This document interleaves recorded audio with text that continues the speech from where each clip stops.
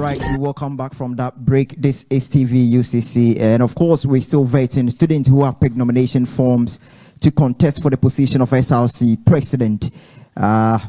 3 teams have been vetted, and the panel is ready to vet 3 teams.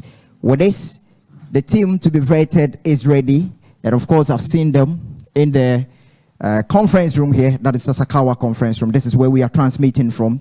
So if you find yourself around University of Cape Coast, then you can join us. But if you are far away and you're watching us, then do not forget to subscribe to our channel. Click on the notification icon so that you'll get alert on our updates.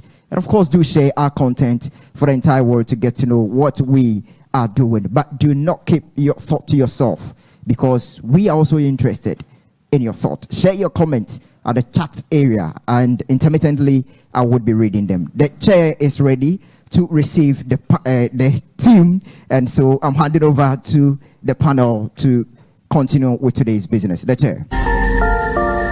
Thank you very much. Welcome back from the break.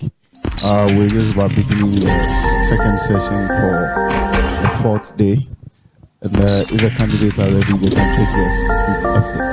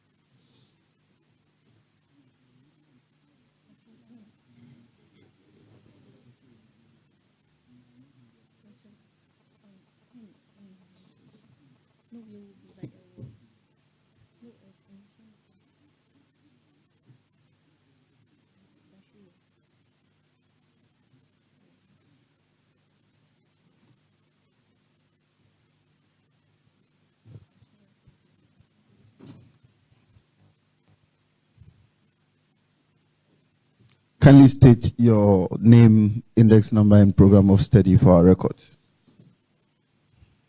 Thank you very much, Chair.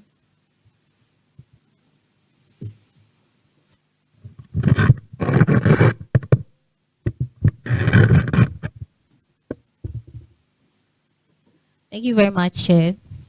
My name is Mabel Dakobwating, a level 300 student reading Bachelor of Education, Social Science, index number EHBSS 190094. Thank you. Thank you. Thank you, Mr. Chair. Thank you, Mr. Chair. My name is Emmanuel Ado, a level 300 diagnostic imaging technology student with the index number AHDIT 190016. Thank you. Thank you. So we received your application to run for the office of SRC President and Vice respectively. Is that correct? Yes, sir. That's correct. Okay. All right. So we'll go through your application documents, and then after that we'll take turns to ask you questions, and then discharge you from there. Is that okay? So at any point in time, if you want us to slow down for you so you drink water or anything, you let us know. All right. Hello and welcome. Thank you very much. Thank you. Who is the president and who is the vice president? The Chair, please, I'm the president. Great. I dove my hat for you. Well done. Thank you I'm very much, very proud of you. Thank you very much, madam. Very, very proud of you. And young man, I'm proud of you too. Thank you very much. I'm so proud of you. All right. So we'll go through your CV. I think that under normal circumstance, your name should not be bigger than the title. Yes, ma'am. So next time you note that. And then do you have an email address?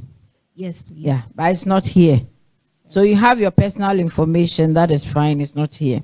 One other thing I want to correct also is I know that you can bring either your work experience or your educational qualification, whichever sells you most can come first. There's no hard and fast rule. But I can see you have your hobbies and skills and other things, and you have your educational background towards the tail end. I think that is not appropriate. Very well. So you have to look at that. Then you say you are very innovative. Tell us about that. Thank you very much, Chair. I believe innovation is very key in leadership. When I say I'm innovative, I mean that there's been situations throughout my experience as a leader where I have identified problems and suggested ways to solve these problems. Thank you. So can you give me an example of any innovation you brought about in your leadership positions? All right, thank you very much, Chair. One major problem I identified when I assumed office as Addition Hall president, we had issues with our Lacoste, in that when I was in level 100, there were some miscalculations here and there, of which some students didn't receive their Lacoste, of which I'm a victim to, by the then administration. So when I assumed office, together with the management of Addition Hall, I was actually able to suggest a way to go about it, in that there were some of the Lacoste available. So together with my hall warden, we came up about getting ways to distribute these Lacoste through the university system. Thank you very much. Apart from that, did you face any other challenge at Addition? Thank you very much, Madam. The challenges in Addition have been enormous, I must say, because after handing over, actually, we're facing problems with documentations in the transition process from the previous administration to our administration. And it has been a major challenge that has really affected my administration. Thank you. Has it been solved? Thank you very much, Chair. It has partially been solved because Addition Hall has a new hall warden who also helped us in getting the previous administration and holding them accountable for the problems that were brought to board. And I think it has partially been looked at. Are there ways you are employing to get the other partial half solved? Yes, please. Okay. One other thing I thought you would have done was to have separated your work experience from your leadership experience. Because you write here that you are an instructional leader. Yes, please. Yeah, instructional leader. I guess a teacher? Yes, please. And then a school administrator. So those are your work experiences. You could have separated that and then tell us what you did exactly. But you've combined that with your being a course rep and National Union of Ghana Students Scholarship Board committee member and your Addition presidency. You've combined everything. So it's a bit messy. And because you combined them, you have not really categorized the things you did under each position. So although you've done quite a lot, it is not showing. So I think you should try and separate that. Yes, Tell me about economics of tourism. Okay, economics of tourism is a course I read last semester. And in this course, we're thinking, because it has the name tourism, we're going to go on recreational tours and all that. But we're looking at how tourism has contributed to the GDP of Ghana. Thank you. So what about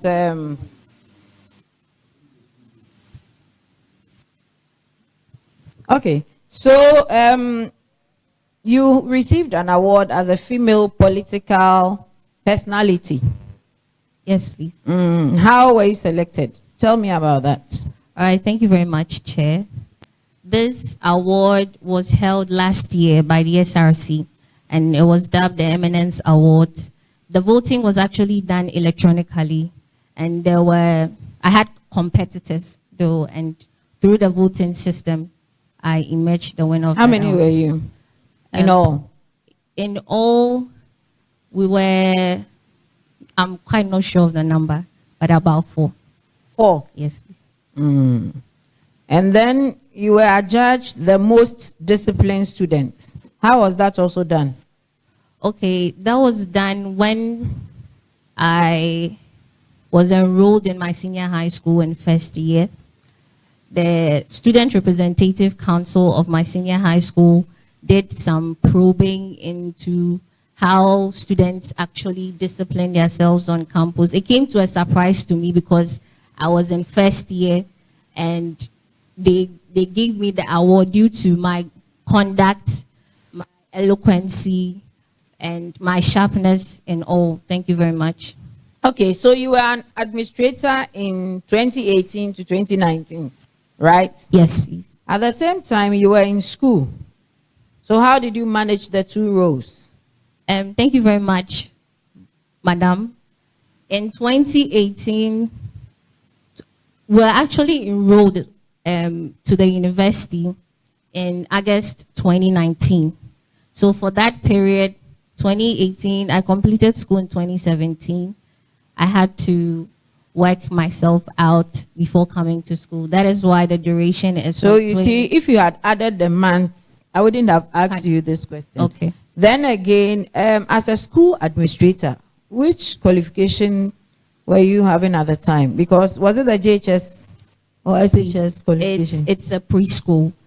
Oh, okay. Yes, please. So they didn't really need any No, qualification. as at that time. Or it was a family school. It is a family school. Yes, I see. I will surely come back to you. With your referees, one is Reverend Kofi. yes, please. The other one, you didn't bring any title at all. Why? You don't like Peter very much. So Very I well would noted. come back to you later. Okay. It's Dr. Pateanti. Is he still with the Institute of Education Studies? To the best of my knowledge. No, Chair. he's here in the University of Cape Coast. Okay. Do you know him? Yes, please. You sure you know him? Yes, please. So which department is he in? He's in the Department of Business and Social Sciences. So why did you use this address? Come again, Chair. Why did you use this address? Institute of Education Studies, Accra. Okay. Thank you very much, Chair. My CV was actually put together last year when I was running, so I just did the add-ups. Madam, don't do that. Yes, madam. Don't do that. Don't do that. You submitted this thing just last week or last Yes, 2 weeks. Doesn't yes. mean that you don't cherish the position enough to look at your CV and clean it up. It is a bad excuse. Yes, A yes, very madam. bad one. Yes, madam. Thank you.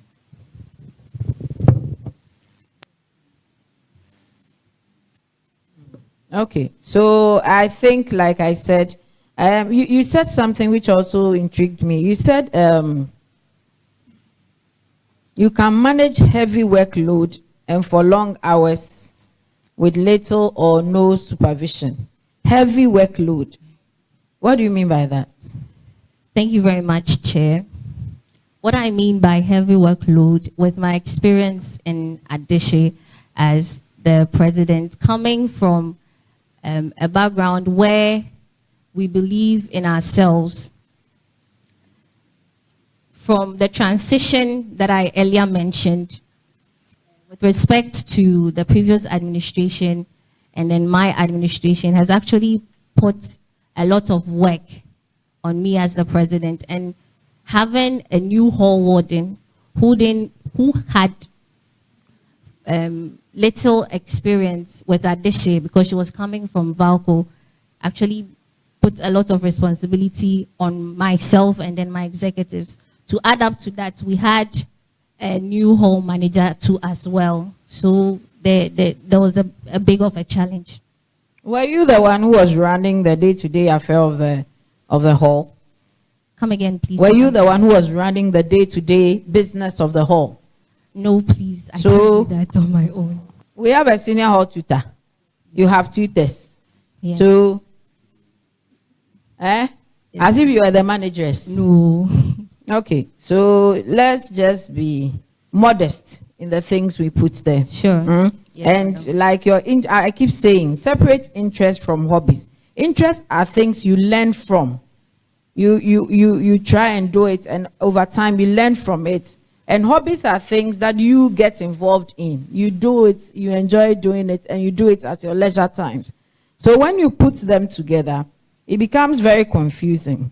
Like volunteering in local church and social activities, customer service. I don't know. Now I don't know which one is your hobby and which one is your interest. You don't sing, do you?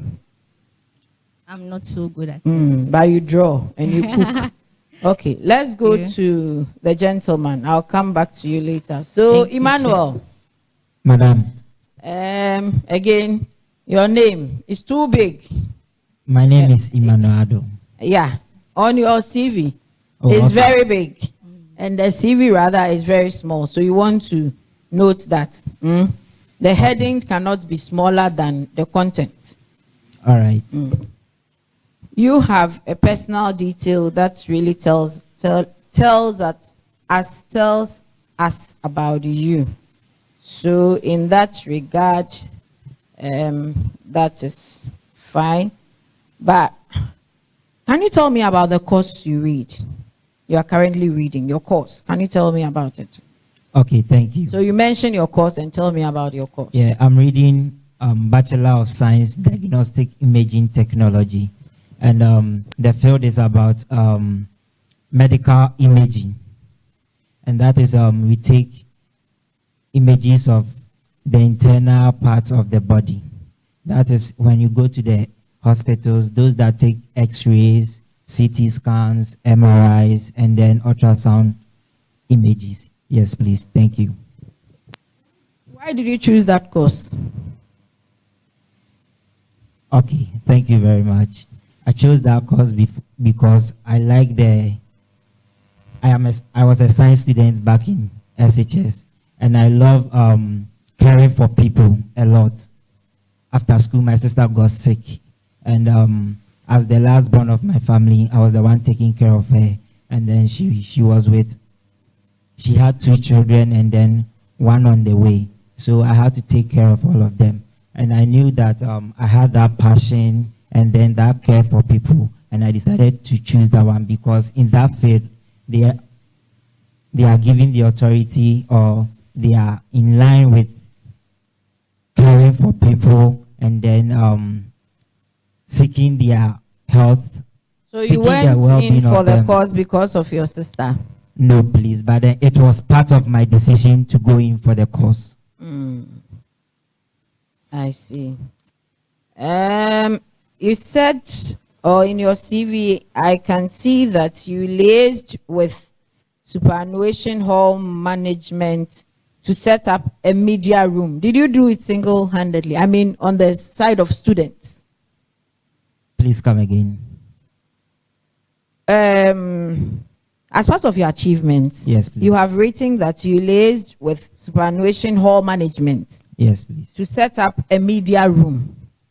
So it was management and you, or management and your team. Okay, it was management and my team, So as you- JCRC executives. Okay, I can't see. So what role were you playing? Co-opted member. What was your role in JCRC? Because I can't see it. I am the JCRC president for Superannuation Hall, please. Oh, okay. I see. And you are district hall president. Yes, please. And you are Superannuation superannuation. hall president. How did you meet? Thank you, Chair, for the question. We met last year after our elections. think we met at the first executive council meeting. Sure. Yes, please. It's fair for me to ask, why didn't you go for the presidency and she go for the vice? Why did you allow her to take the presidency position? Okay, thank you very much. I anticipated this question before coming here, so it's fine. Okay. So I believe in championing the interest of students, regardless of the gender card of people. And in the statutes of the university, or the statutes establishing this university, it does not restrict any portfolio or position except the local Nugs Women's Commissioner and the Adeshi Hall presidency, Casford Hall presidency. It is on only those portfolios that is limited to gender because of Adeshi and then Casford being single sex horse. But then for any other portfolio, it is open for everyone to come in and then do it. She came to me, presented her policies and everything, and I believe there are policies that could really, really help this school. Yeah. And then I want to support that. Your CV is pretty clean, except that some of the things you did not write it. The president is in a small corner. You should have written the things you have done. You should have projected yourself some more. Otherwise, I can see, apart from what I mentioned, I can see a very clean, and I like that very much. Thank you very much. I may come back to you. All right, sure.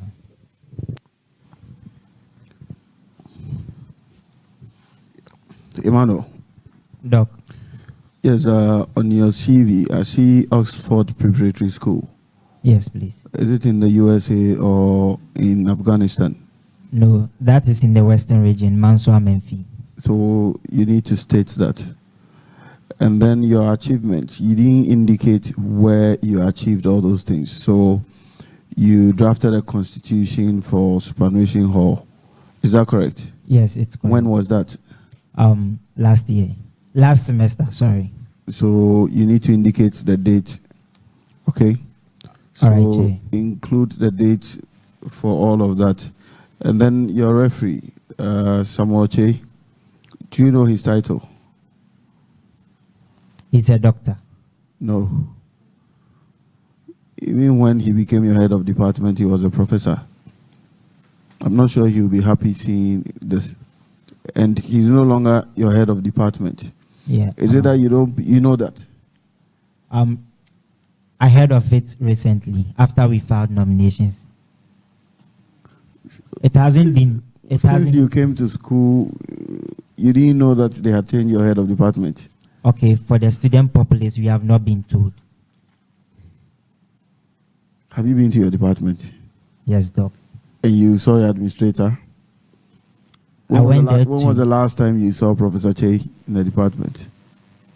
I think last semester. Okay. So it means you're not updated. I see St. Augustine's College. I don't know where that is. Cape Coast. Oh, okay. Because I know another St. Augustine's College in the Bono East region. I see. Then you put here work experience. 2016, I see exhibition, I see elections. What does that mean? Okay, in 2016, the Electoral Commission of Ghana rolled out a program to clear the voters register. So they had an exhibition for Ghanaians to come Clear or clean? Clean. Okay. Yeah. Yeah, to clean the voters register of those that have died and still have their names in the register, among others. So I was part of those that did those exhibition, and then I was the exhibition officer. Thank you. So you're doing virtually the same thing during the exhibition and the verification, because you exhibit the register and then you do the verification. So why capture them separately? No, the exhibition was in May, and then the verification was in the 2016 elections. So we had the verification or the exhibition in May, and then we came to have the election proper, where I was the verification officer in December. Yes, but that is not what you've stated here. That is not what you've stated here. So it looks like you did all of this in a rush. You were not ready to become vice president. Is that correct? That's not correct. That's not correct. Because both of you don't seem to have taken this exercise seriously. So the last time you edited your CV was so many years ago. Is that correct? Now, you said you inaugurated the first ever superannuation hall parliament. Yes, Chair. With which constitution? Okay, in the CV, I already stated that I put up or I set up a 5-member committee to draft a constitution that will guide the people of superannuation. So on that constitution, that is what we Does the inaugurated. Office of the Dean of Students have a copy of that constitution? Not yet, though. So you've put together a document and you're using the document without recourse to the Office of the Dean of Students. Don't you think you've engaged in too much illegality not to be allowed to go through this process? No, Mr. Chair, but I think... But you know what you have done is illegal. Yes, in a way, but I could go back and then do the right thing. I see. Mabel. Yes, sir. So, Kes, really, the way you have arranged your leadership experiences is very haphazard. So, you begin with 2021, and then you come to 2018, and then you go to level 200. You didn't state the date. Then there's 2022, and then there's 2021 to date, and then you come to 2016, and then you come to 2012, 2013. This looks like a very confused CV. Are you confused? No, sir. Oh, let me hear you. Can you hear me? Yes, please. Okay. Are you confused? I'm not confused, sir. You're not. Yes, please. But you had all the time to prepare yourself for this exercise, and you couldn't rearrange your CV properly. Now, I see that you say you volunteer in a local church. Which church is that? The Church of Pentecost, Chair. Church of Pentecost. Okay, so what volunteer work do you do? Okay, thank you very much, Chair, for the question. As part of the Church of Pentecost, in empowering youth, they normally encourage us to join some societies and clubs under the youth wing. So voluntarily, I've been put on programs for church services. I've led the congregation in worship sessions and all that. And most of the time too, we engage in social work where we go outside, especially with evangelism. We evangelize to people outside in the name of the church. I see. Then you're also a committee member of the scholarship board for National Union of Ghana Students. Is that correct? That's correct, Chair. Is it an ongoing thing or your tenure has ended? My tenure hasn't ended, Chair. It's an ongoing thing. But that is not how it's stated in your CV. You see why I say your CV is very confused. So what do you do? What do you do on the scholarship board? Okay, thank you very much, Chair. On the scholarship board, I'm a committee member. Yes, so what do you do? What do you do? You're a committee member, so what do you do? With the scholarship board of the National Union of Ghana Students, we have 2 teams in the board. The first team is the technical team, of which their duty is to serve and then get scholarship opportunities for students. The next team is the guidance and protocol team, where we take students through the process of scholarships. Thank you very much. Are you on a scholarship? No, please. Well, you serve on a scholarship board. It was by appointment, Chair. Okay, but you haven't taken advantage of that? Not yet. Not yet, but you would. If the opportunity Is comes. it my understanding that because you're on the scholarship board, you give yourself the first scholarship before you consider any other student? No, Chair. Are you sure? I'm very much sure. Now, in your earlier response to the question about innovation, you talked about Lacoste. Yes, please. That some students didn't get their Lacoste, and then you managed to get them the Lacoste. Yes, please. And you think that is innovative enough?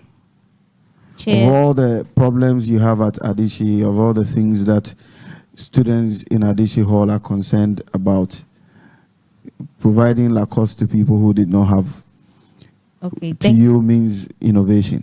Thank you very much, Chair. That might not be enough, but in the situation of Adichie, it was a very critical issue we had to look at. Of all the issues you have at Adichie, Lacoste provision was critical. Yes, please. Really? Yes, in Adichie. In Adichie? Yes. I see. We'll be back. Thank you Thank very you. much. Mabel. Mabel, yes. do you know about choices? Say again. Do you know about choices? Yes, please. Tell me about it. Okay, thank you very much, Chair, for the question. Every individual is entitled or obliged to choices. It is a decision that one takes based on his or her stand. That is one thing I can say about choices. Oh, how about choice of preference, skill of preference, Okay, about Opportunity skill. cost. Say again. opportunity cost? Okay. About skill of preference, it is about prioritization, in that the wants of an individual are many, but it is up to the individual to actually prioritize which choice needs critical attention than the other. Thank you. You're welcome. So who is the faculty registration and exams officer at the Faculty of Social Science? Thank you very much, Chair, but I am not privy to that. All right, so Thank that you. is Dr. Collins J. Mentor. So to your running mate, who is the immediate past director for the Directorate of Research, Innovations and Consultancy? Thank you very much. I have no idea about that. All right, so that is Professor Samuel Kwabena Inim. Thank you. Thank you very much. There's a correction. Professor Ato Ama. Okay.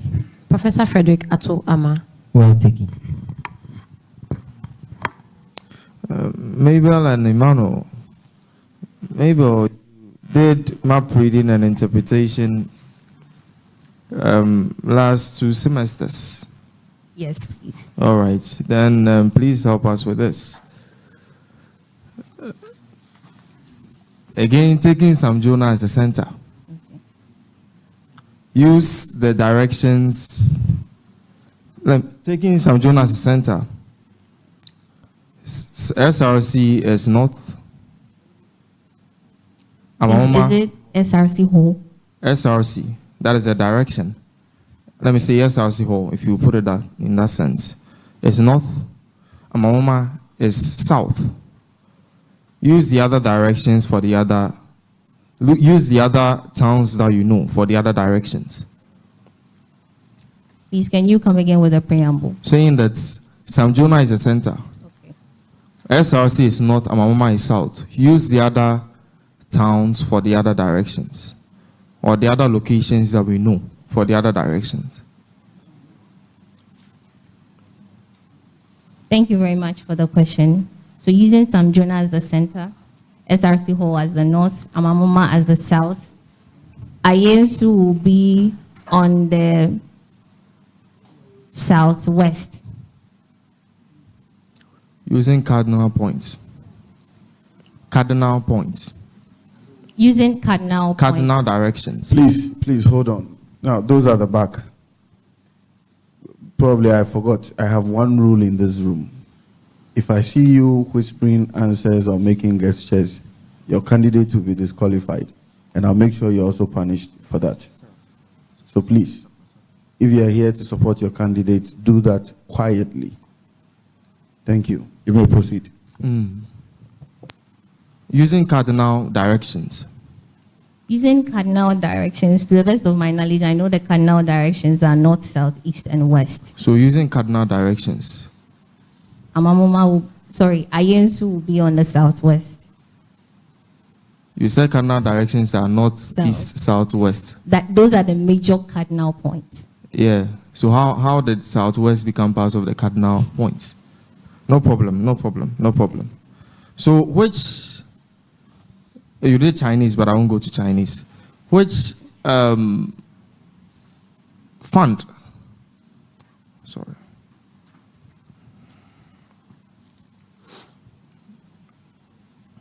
Let me rephrase my question. Under what circumstance does the SRC secretary sign a check for the SRC? According to the SRC constitution, specifically Article 7. Okay, thank you very much, Chair, for the question. The secretary is not part of the signatories to the SRC account. To the best of my knowledge, I know the signatories to the SRC account is 1, the Dean of Students, 2, the SRC President, and 3, the SRC Are you Treasurer. aware that there is a certain specific money that's in the Constitution, as provided in the Constitution, Article 7, the Secretary can sign? I'm not privy to that. All right. That is the Student Emergency Relief Fund. That is Okay. SERF. All right. Thank you very much. No problem. So, do you have any idea about how many people have been beneficiaries of this academic year? This fund, Student Emergency Relief Fund. The total number of people? Yeah. No, please, I don't know. But are you aware that students are benefiting from it? Yes, please. Oh, really? Are you privy to issues going on in the SRC? Yes. You are part of the SRC Executive Council. Yes, please. Have you ever discussed in your meetings the Student Emergency Relief Fund? Thank you very much, Chair. We discussed the Student Emergency Relief Fund and the STUFSO, as we call it, at the beginning of our administration. That was last year. And then we looked at the contributions that I'm a hall president, the contributions that various halls are to contribute to this fund. And you were informed that the Student Emergency Relief Fund and the STUFSO are still in existence together. Yes, please. And students are benefiting from it. Yes. Are you aware that the Student Emergency Relief Fund has been merged into the STUFSO, the Students Financial Support Office? No, please, I'm not aware. So, is it right if I should say that you've not been paying attention to proceedings in your meetings? And if you should come into office, you may take a cursory look on some details, and it may affect the SRC. I'll take critical look at issues. No problem. Thank you. So, have you ever been to the Student Financial Support Office? No, please, I've not been there before. So how do you ensure the welfare of the students in Adeshe? Come again with your question. How do you ensure the welfare of the students in Adeshe, especially those who have issues with payment of fees and want some, at least, scholarship to help them? Okay, thank you very much for the question.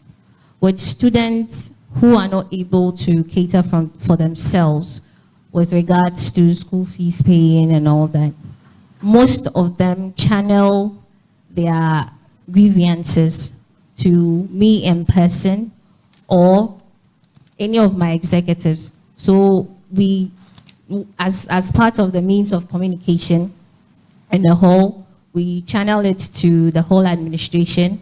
Then the whole administration, most of the times, write to the SRC so that these students could be catered for. So, through that, SUSO has never come into your conversation? Into my conversation. Concerning the welfare of students, helping them? SUSO, we know we contribute to SUSO. But you don't know that there are some, you don't know that the contributions that you make to SUSO, members of the Adeshe Hall or affiliates of Adeshe Hall are supposed to partake in it? Yes, please, they are supposed to partake. And you've not ensured that they do so? We've not had so many cases. So how many students in Adeshe have been? Okay, so with that, last semester, there was this lady who we noticed wasn't actually okay because we knew her, she's in level 200. We knew her before, so we had to go to her and ask her what was the problem. And then she told us that she couldn't afford her fees. So together with, I think, myself and the commanding officer, she's part of the cadets. And you connected her to Stufso? We connected her to the whole management, and then the whole management told us to take measures in consulting the SRC with regards to that. So, in the end, is she a beneficiary of Stufso? For that, I can't say, though. But why would you initiate such a process and not follow up? Thank you very much, Chair. I know I was supposed to follow up on that. So you don't have the interest of your people at heart? Because you'd have followed up to make sure that they actually benefit from it. Sure. Yes. You haven't done that? I actually gave that assignment I delegated that assignment to somebody. And you didn't ask for feedback? Honestly, I didn't. Okay. Thank you. So, my final question to you. If the SRC would like to introduce a levy on students, what are they supposed to do to make the levy a legal one? Okay, thank you very much for the question. If the SRC is to introduce a levy for students, since the SRC works hand in hand with the Office of the Dean of Students, I think they would have to write formally to the Dean of Students and then indicate in that letter or that appeal the need of that particular levy, and then the effect, should I say effect or the benefits it's going to have on students. Then it can be forwarded to the respective authorities. So how will it become legal? Say again. How will it become legal? How will it become legal? Legal. Okay, so this levy will become legal when it has gone through the necessary requirements, just like I stated earlier, and has been vetted and accepted by the University Council. I beg to differ. According to the SRC's constitution, there should be a general meeting where the students will pass a resolution on it. Okay. That is when it becomes legal at the SRC level before it goes higher. Okay, so to Emmanuel, let me simplify your question for you. If a student should come to you with a plea that he has some research issues, what will you do? Come again. If a student should come to you with a plea that she has some research issues, what will you do? Okay, in the student handbook, it's stated clearly how we should go about research issues. If the person is a level 100 student, that person has 2 chances to research those papers and then pass those courses before the person is able to progress to another level. Thank you. So what will you do? Okay. What I will do is I'll direct these students to the Directorate of Finance to go and pay for the courses that he or she has actually failed, for the person to be able, on the date that is scheduled for these papers to be researched, for the person to be able to write those papers. Yeah. I beg to differ. According to the academic policies book, page 45, you are supposed to report direct to the person to his or her departmental academic advisor for the person to be able to get clarifications before the person even moves on to tackle the receipts. Thank you. Thank you very much. Thank you. Mabel. Yes, sir. Let's say your roommate commits an offense that is not defined in the student handbook. How would this be addressed? How would this be addressed by the university? Okay, thank you very much, Chair. If a student or my roommate, just like Any any student. I would student, just, okay. If any student should commit an offense that isn't stated in the student handbook, that offense can be taken up by respective authorities and forwarded to the disciplinary committee for them to get whatever sanction due that offense. Thank you. and when will that sanction be effective? When will it be effective? Like, who approves of that sanction? Who gives approval to that sanction? The Vice Chancellor. Okay. Thank you. My next question to Emmanuel. You are the current Superannuation Hall president, right? That's correct. So at the end of your tenure, you are going to be audited. Yes. When the audit report is ready, which offices should receive copies of the report? Okay. Thank you very much for the question. The office of the Vice Chancellor has to receive a copy of the report, and then the office of Directorate of Internal Audit also has to get a copy. They are the ones auditing you, or? Yeah. Okay. The office of the Vice Chancellor has to get a copy, and then my Hall Master's office also has to get a copy.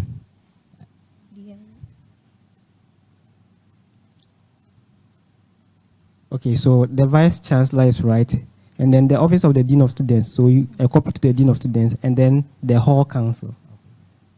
Thank you. Welcome. Maybe I'm here. Okay, so this is my question. Yes, sir. I am an approved self-contained instructional package with a title. What am I? The free SHS policy. Please come again. The free SHS policy. That is wrong. The answer is a course. A course. Okay. Emmanuel, Yes. can you please give me 2 code of conduct for cadet corps? 2 code of conduct. For cadet corps. Okay. 1. After every ceremony, no cadet officer has to go outside the campus with a cadet uniform and misbehave himself in the manner that will bring disrepute to the university. 2.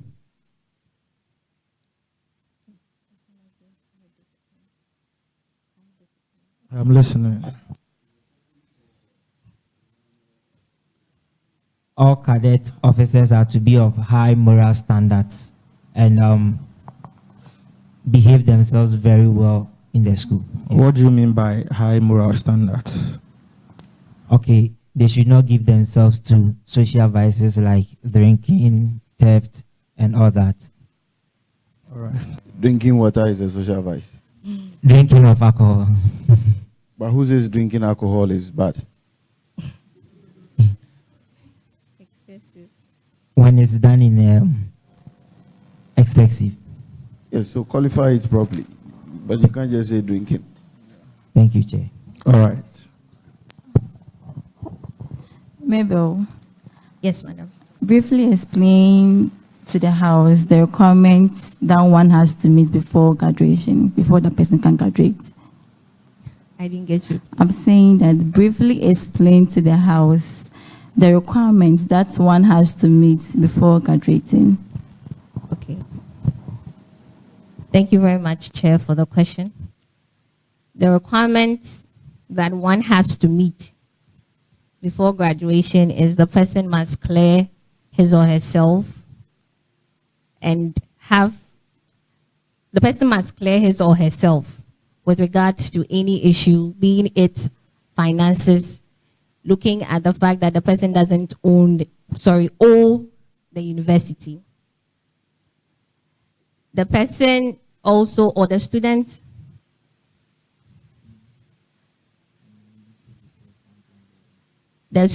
must obtain a minimum CGPA of 1.0.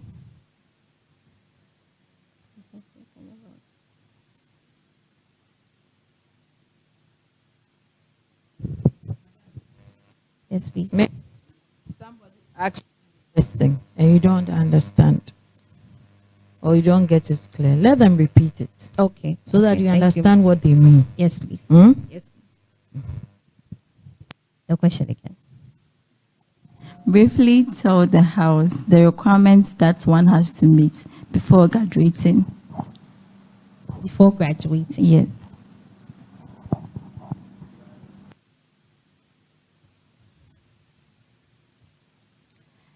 The students must have a minimum CGPA of 1.0. The student must clear his or herself. And then we have to know that the student is not owing the university. The students must also have disciplined and then conducted him or herself highly. Thank you.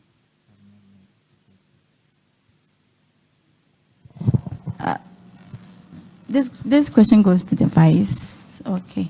So we have university committees. I want you to tell me the functions of the transport committee. Okay, thank you very much for the question.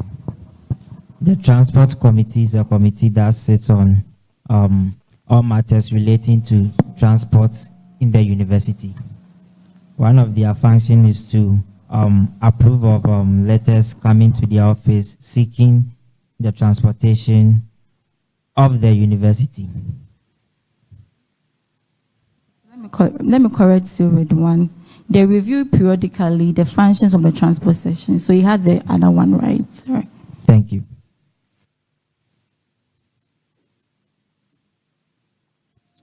Madam Mabel Daku Boateng and Mr. Emmanuel Ado. First and foremost, let me congratulate you, Madam Mabel, for changing the narrative. I want to congratulate you on that. Thank you very much. Okay. Now, my first question goes to the team specifically. Okay. Now, even though both of you have been in the helm of affairs for some time now, but you are not privy to the intricacies of the SRC. Now, imagine that you win this election and you realize that what you promised the people cannot be achieved after getting into office. Are you going to resign?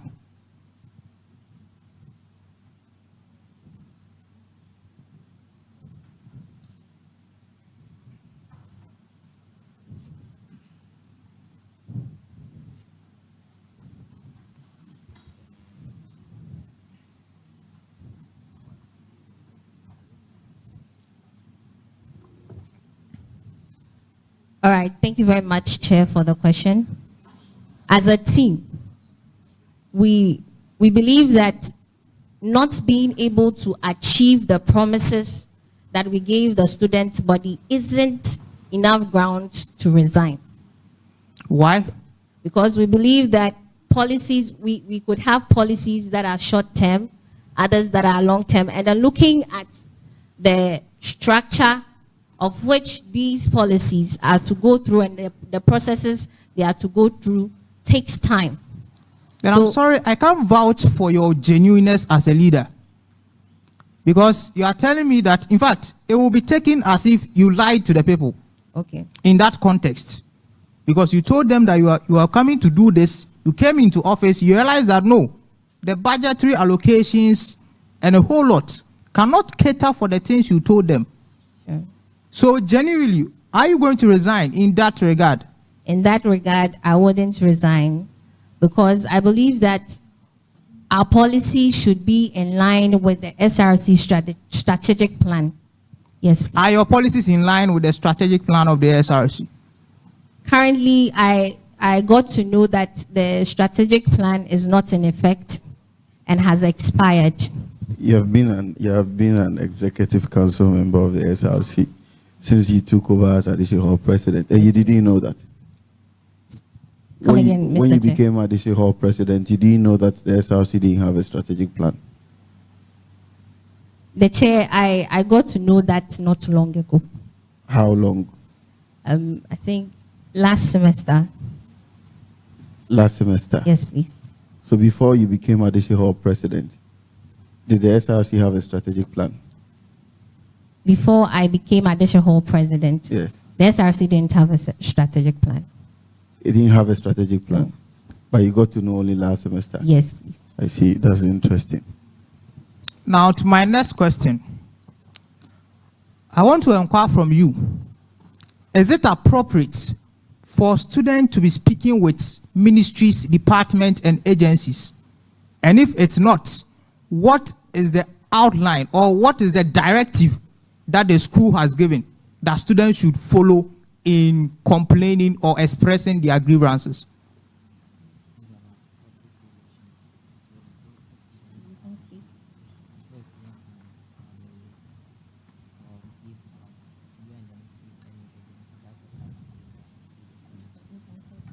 Okay, thank you very much.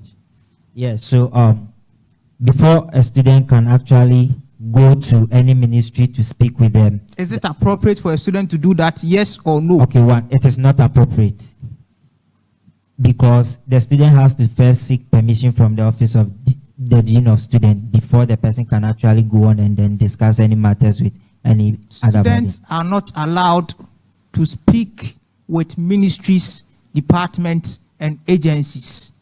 What students are expected to do is to lay a formal complaint to the office of the dean of students, and it will be forwarded to the registrar of the school. I hope that is noted. Yes. Okay, now to my last question. Before Madam Sarah Adjoa-Safo became Minister for Gender, Social, and Women Protection, or Protection of Women's Rights, which ministry was she in before she was appointed into that office?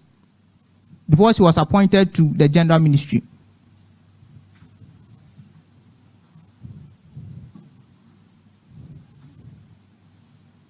Thank you for the question.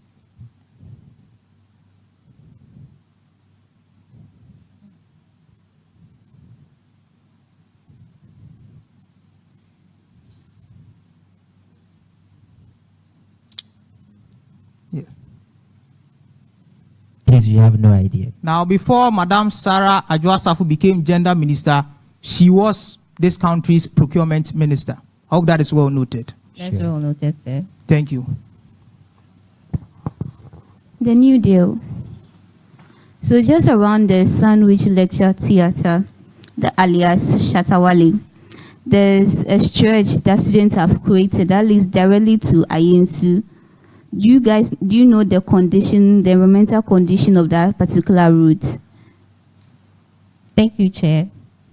Okay, I know there's a stretch leading, there's a stretch between Shatawale and then, sorry, for lack of better words, the Sandwich Lecture Theatre through to Ayensu. I'm privy to that information, please. Okay. Please, you know the environmental condition of the route students use? As in on that particular stretch, yeah. Do you know the environmental condition of that particular stretch? Please, what do you mean by environmental condition? What's your understanding of environmental condition? The state and the nature of that route. Yeah. Yes, please. So are you aware? What's the we- condition?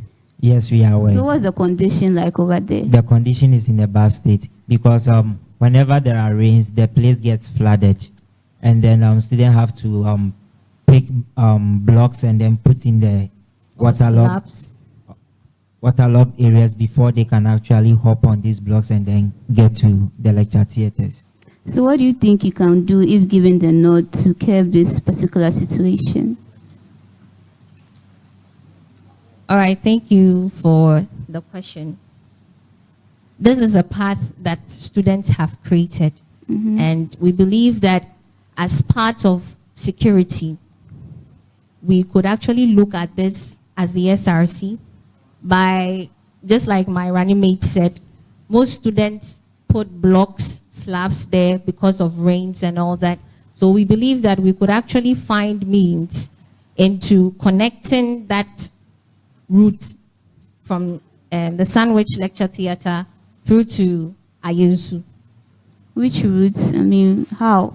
By creating, building a bridge or constructing a bridge or something. A bridge. How do you intend on doing that? Say again. How do you intend on doing that? How do you intend on doing that? You said you could probably construct a bridge. Sure. So I want to know how you intend on doing that.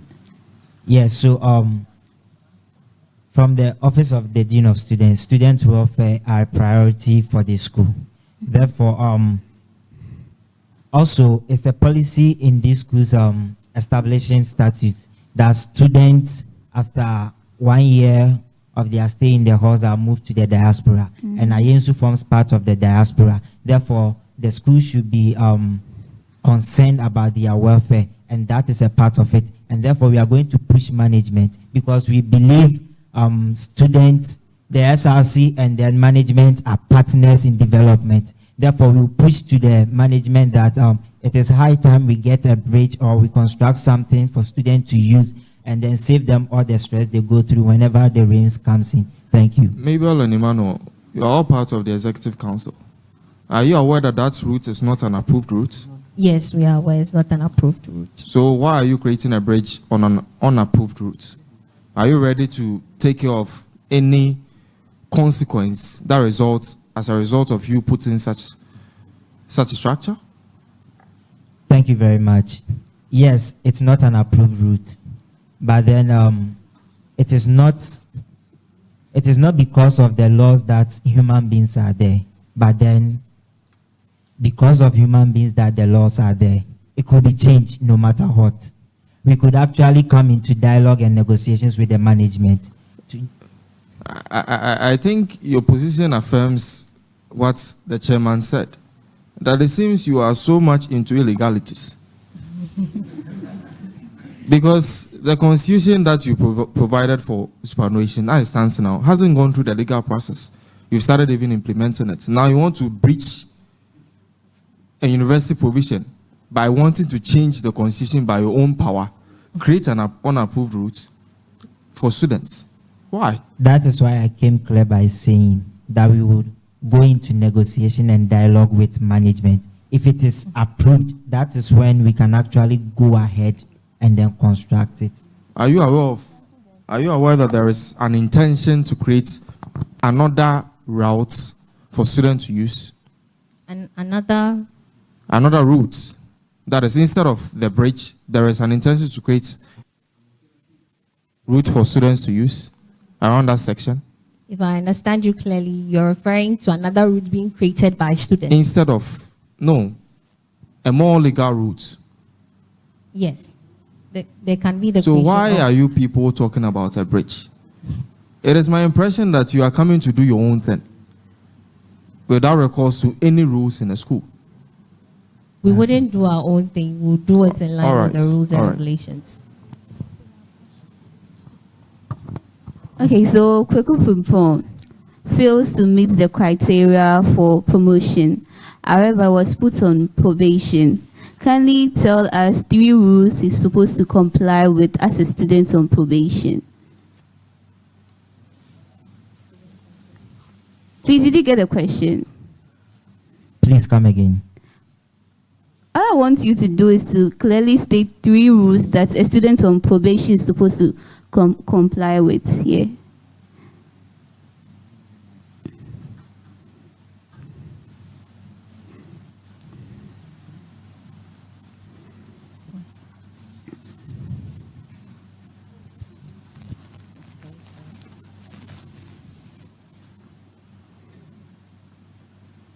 Thank you very much for the question.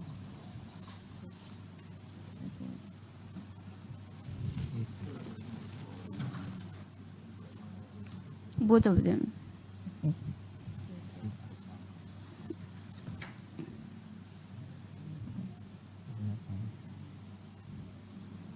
No idea. Mhm. Okay.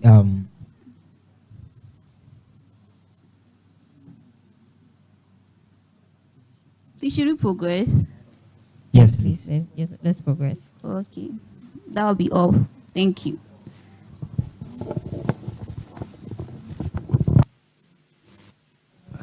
Ms. Dakobuatin and Mr. Ado, the new deal. What's new about this deal?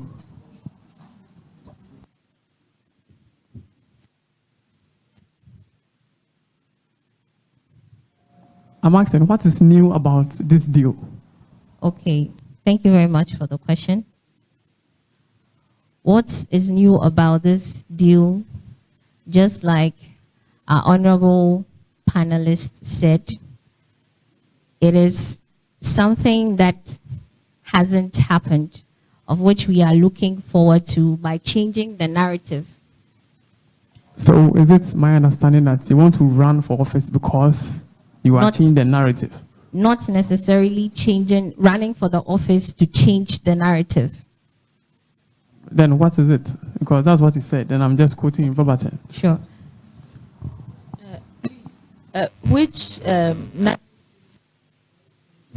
Okay, thank you very much, Madam. For the past 59 years, to the best of our knowledge, and even with regards to societal rules, there are certain positions that are gendered. Something like the SRC president,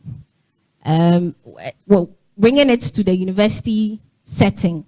Something like the SRC president and females going as high as the vice president position. Someone we ask. Not to cut you short, but okay. What do you mean when you say gendered? Okay. That has been the perception. Because per the constitutional modalities, yes, there's nothing like gender. That's even your vice even stated that earlier. Yes. So I'm tempted to know what you mean, what you actually mean about gender, because there have been times that ladies have run for this particular office. Okay. So you are not the very first, not the very second, and you will probably not be the very last. Thank you very much for the question. Just like I indicated earlier, this has been a perception from people. I remember I was having a conversation with a young lady who even never knew that the office of the SRC president, just like you rightly stated, can be vied by females. Okay, initially I thought this could provide you a platform to tell us what the different things you are coming to do on board. But it seems you are much interested in gender and then all this hula baloos. Anyway. Please help me with this. You see, the vice president, the office of the vice president most usually is made to be the head of all females on campus. Mostly. So, Ms. Imano. Yes. What is your take on that? Okay, thank you very much. Are you going to be the head of the ladies' desk? Yeah, thank you very much for the question. Yeah, the New Deal believes in championing student interest. And when we say students, we both have male and then female. It doesn't matter whether the person is a male or a female. The person can still come to us and then channel their grievances through us. So, at the office of the presidency, among you, both of you, who is going to be the head of the ladies' desk? Thank you very much for the question. Just like you rightly stated, the vice president is to be the leader of... it isn't stated in the constitution. Yeah. Okay. It is just by convention. Yes, please. By convention, just like you rightly stated, the office of the vice president or the SRC vice president is going to be the head of the ladies' desk. But I believe that this actually gives the lady who contact the vice president a very better option, that she has an SRC president who is a female. So you are going to lead the ladies' desk? Not necessarily leading the ladies' desk, but I believe that my running mate will perform the duties. Sure. Will perform the duties that is expected. So the question is direct. Okay. It's simple. Both of you, who is going to lead the ladies' desk? I am. Very well. Very well. Mr. Emmanuel, it looks as if you are much interested in constitution, and you have even done one for your hall. How did you go about it? The constitution. I'm much interested in that. Okay, thank you very much. Yeah, so I discussed with my hall master first orally that we have to get a constitution for the hall, because coming into office, I realized there was nothing governing the student of superannuation hall. So I went into dialogue with him, and then he said I should write a letter to him for him to approve, for the committee to be set, for them to sit on it and then draft the constitution. Yes, so that was it. So after the drafting, at least what happened? I want you to walk me through. I'm interested, like seriously I am. Yeah, how it came about this constitution. So after the drafting, we have now inaugurated the parliament, and then the copies of the constitution will be given to them for them to look through as a parliamentary council. Very well. I think I have to say it from here. Constitution are actually the reflection of the people. What they say. There are laws that the people want. That's the reflection of the people. And then to my understanding, you didn't hold any referendum. So it was just, you did it in your room, and then you send it to your home master. So these are laws from your room. So No, I did not. Very well. Now, Mabel, have you ever heard of social contract? Social contract Yes, in our political affairs, have you heard of social contract? and political affairs. Very well. Let me give you one of the importance of social contract. It confirms the legitimacy of an authority. Okay. So now, bringing back to our jurisdiction, in a student of about 25,000, every year we go to polls, and then the voting turnout is not even up to 10,000 out of these 25,000 people we are talking about. So in your own estimation or in your understanding, do you think your authority, if you win, supposing that's the turnout, if you win, do you think, or do you, like in your own understanding, think your authority has been legitimized by the people? Please, I'll need clarification. Is it on the turnout? On the turnout. Yes, I need clarification on So that. let's say we are going to vote. Okay. After this process, the next one is voting. Okay. So after voting, maybe, and then you win, hopefully. You win, and then you win by, let's say, 10,000 votes. Right? Like the whole turnout was 10,000, and you won by 7,000. Can you say, in your own opinion, that your authority has been legitimized according to social contract? All right. Thank you very much for the question. I would say my authority has been legitimized. How? Okay, so looking at the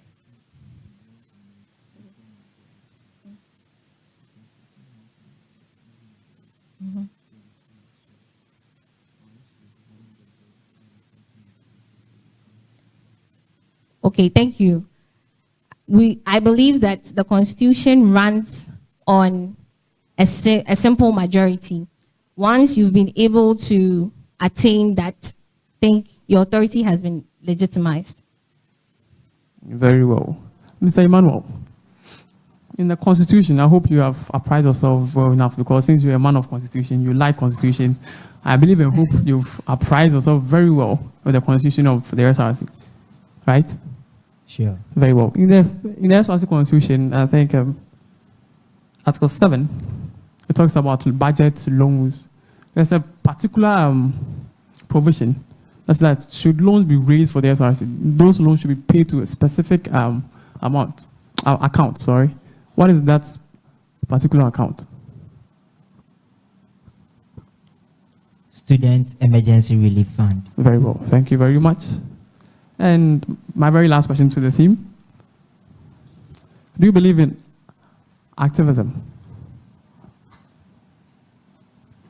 Yes, please. What role does activism play in our student politics? Thank you very much for the question. The role activism plays in the student setting is by representing the student's interest and then defending their welfare through advocacy. Thank you. Defending and championing the interests of students, right? Is that what you said? Yes, please. So can you take what you said again? I said activism. Yeah. The role of activism in a student setting, Yeah. yes, is to to represent the interest of students and also to defend the welfare through advocacy. Through advocates, very well. So what would be your stand or your response when an impeachment process is initiated against you through activism? What will be my stand? Your response. Response. Okay.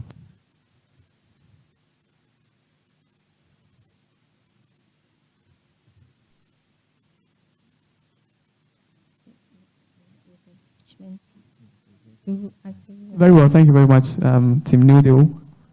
Yo, thank you.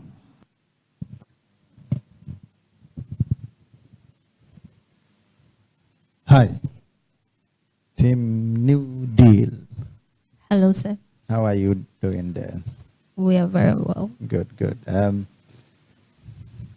Does any of you have any knowledge in managing funds, accounts, and all those that would require?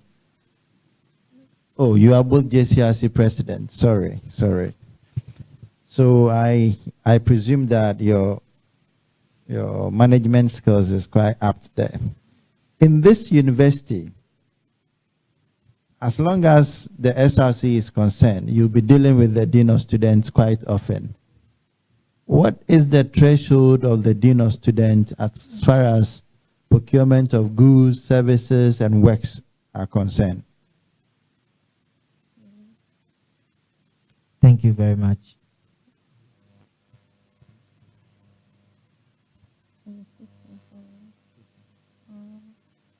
The threshold of the Dean of Students is 15,000 Ghana cedis. Are you sure? Yes, please.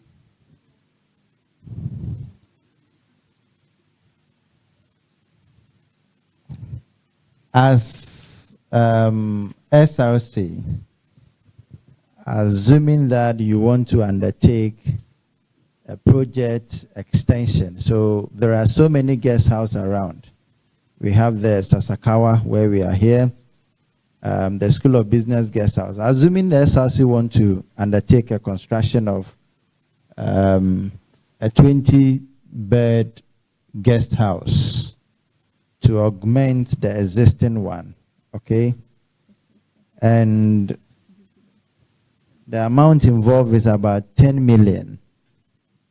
At a meeting where you took this decision, a member of the team believes that it is highly impossible for you to finish this project before your tenure will end. You have been JCRC president before, and so I'm sure you may appreciate this position. I want you to outline the protocols that you would have to go through for procurement of works to your team.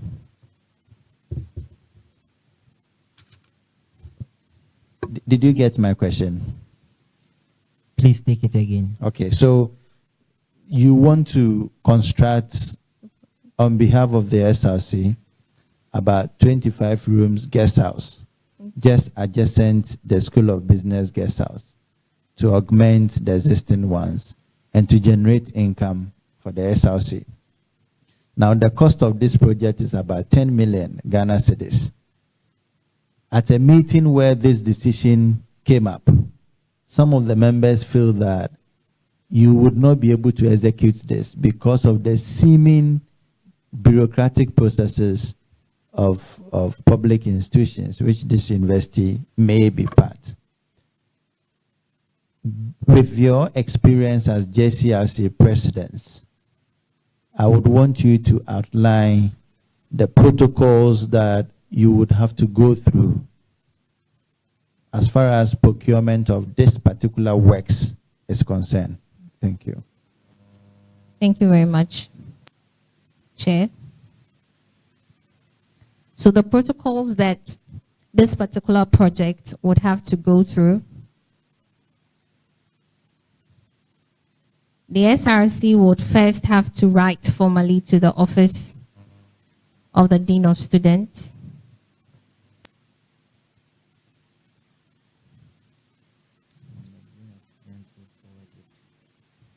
which will be forwarded to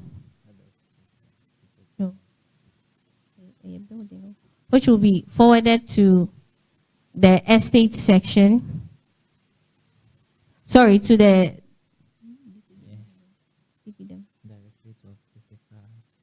yes, which will be forwarded to the Directorate of Physical Development and Estate Management. Then with regards to the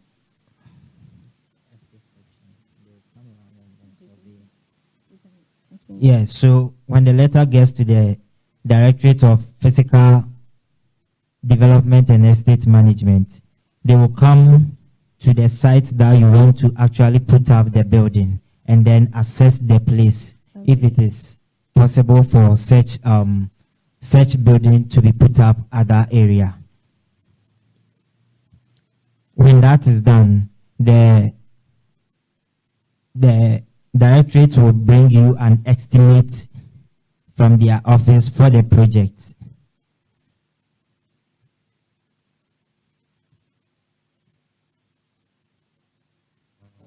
Is that all? No, we are on it. okay. Note. Yes, please.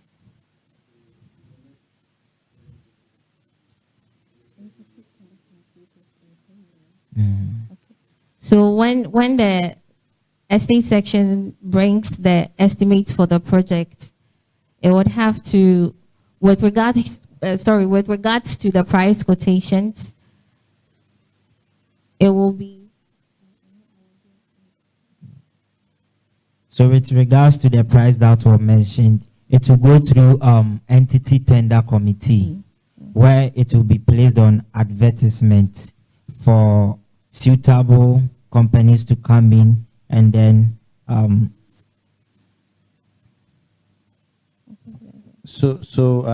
once the Directorate of Planning and Resource Committee has taken its estimate and all that, it has to go to University Council to take that decision before the procurement processes would eventually start. So I appreciate the point that you were able to lay before this particular point.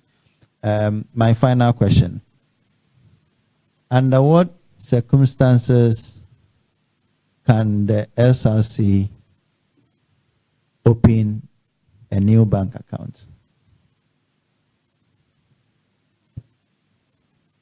Or any of them? Any of? Okay.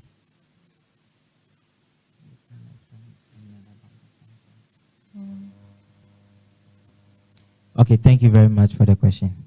The SRC under no circumstance can open up a new bank account. Thank you.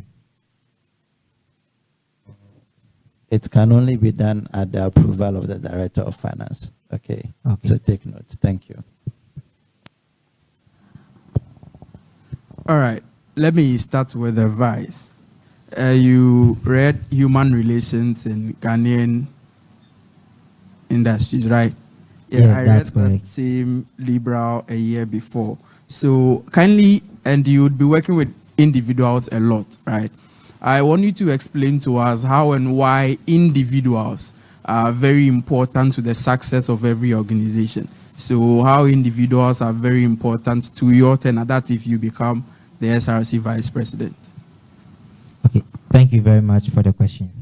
Yeah, individual competencies are vital to the success. Not individual competencies, individuals. Individuals.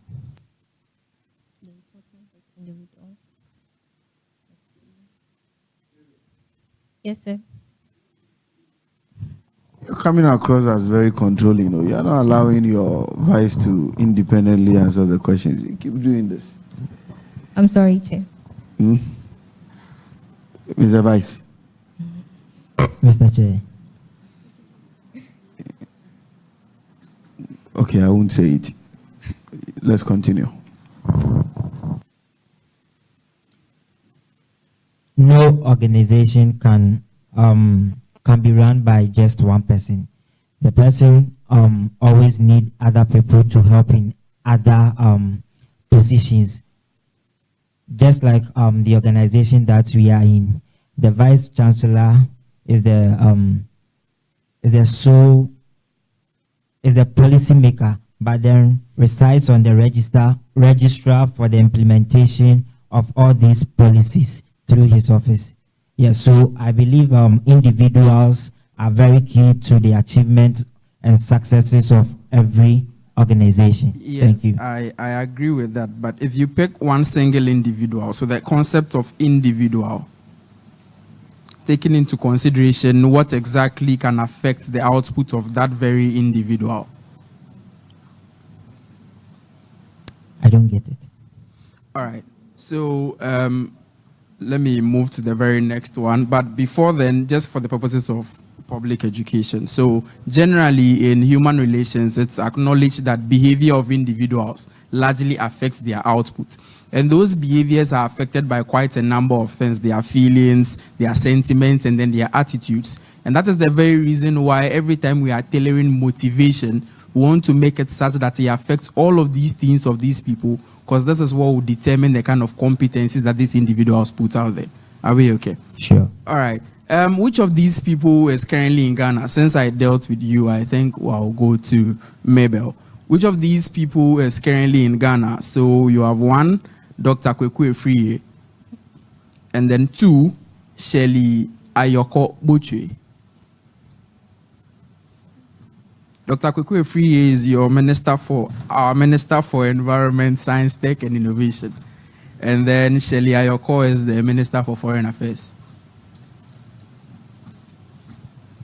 The minister who is out of the country. Which of these individuals is currently in Ghana? In Ghana? Yeah.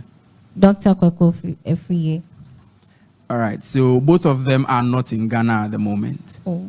Yes. Any ideas why they are not? Okay.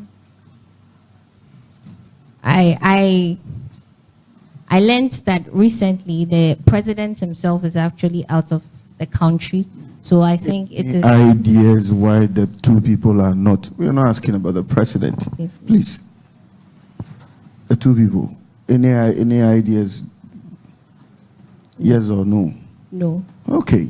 All right. So these two individuals are also part of the team attending the African Adaptation Summit and would be back on Saturday, God willing, with the president as well. Yes. So thank you very much. Mabel and the vices, bring your name. Emmanuel. Emmanuel. In fact, I had high hopes because you are both current JCRC executives, presidents. True or false? True. It appears you don't really like the position. And you were conferring, even answers that one person should stick to, another you'll be pushing him to talk. He too will be looking at you. And you know that some questions are specific. I am not happy with you. I was really, really waiting for fire. But you have quenched the fire yourselves. Mabel, can you tell me who the regional minister is? What's the name of the regional minister? The regional minister of Cape Coast. Central regional minister. Do you know her? No, please. I know it's a female. Because I said, do you know her? But you don't know the name? No, please. Oh. I won't ask any further questions. You have made me sad. In 10 seconds, I want you to share a message with your followers. 10 seconds. Thank you very much, Chair. We at the New Deal believe that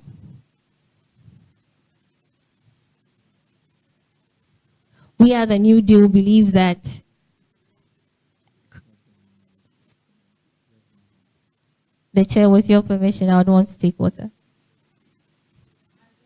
Have 10 seconds to tell UCC why they should vote for you, and you want to drink water. I think your 10 seconds is up. Thank you very much for coming. You hear from the committee soon. Sure. Thank you. So we're still live on TV UCC on ATL 100.5. And this is a vetting of aspirants for SRC president. We've done 4 out of 6. We have 2 more to go. If the next candidate is ready, let them get closer to the room. PDF will give you just 2 minutes, and then we'll take it from there. Okay. Many thanks to you, the chair. But of course, the chair is putting things together to receive the next aspirant. That is the team which is contesting for the SRC president. And so while they get prepared, I would also take the opportunity to come your way with some of the messages that some of our viewers have sent to our platform. Src TV, the new deal won't take UCC to anywhere, really. Theodora Fletcher, what are they writing? And Samuela Dujamfi, she can't even tell why they should vote for her, really. And Same comes in again with Mabel is confused. Theodora, oh man. And this is from Kekutoni. Okay, Keku, I'm not picking this one. UCC for Christ, and this just came in from Theodora. Brand Kedi Studio.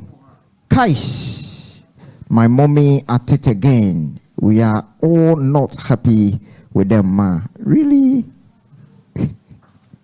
Kweku Tony comes in here with his okay, Kweku, I'm not picking this one. Brand Kedi Studio. Contradictions in one. Precious. Oh, that is not the so people are really marking the aspirants.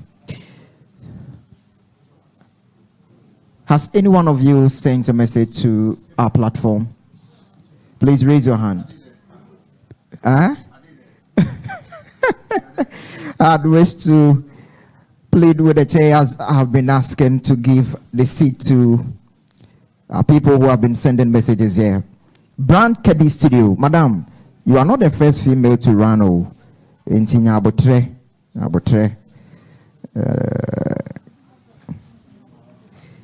then Brand is here again. Who at all is Brand? Okay, so the team is here, and so right away I'm leaving the microphone in the hands of the chairman to continue with proceedings. Thank you very much, PDF. Please take your seat.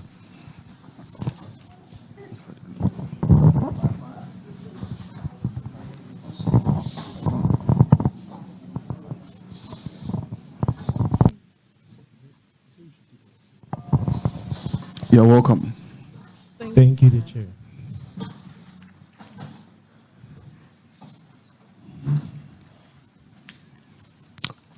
My lady, we want to hear you speak, so you're welcome. Thank you, Mr. Chair. 5.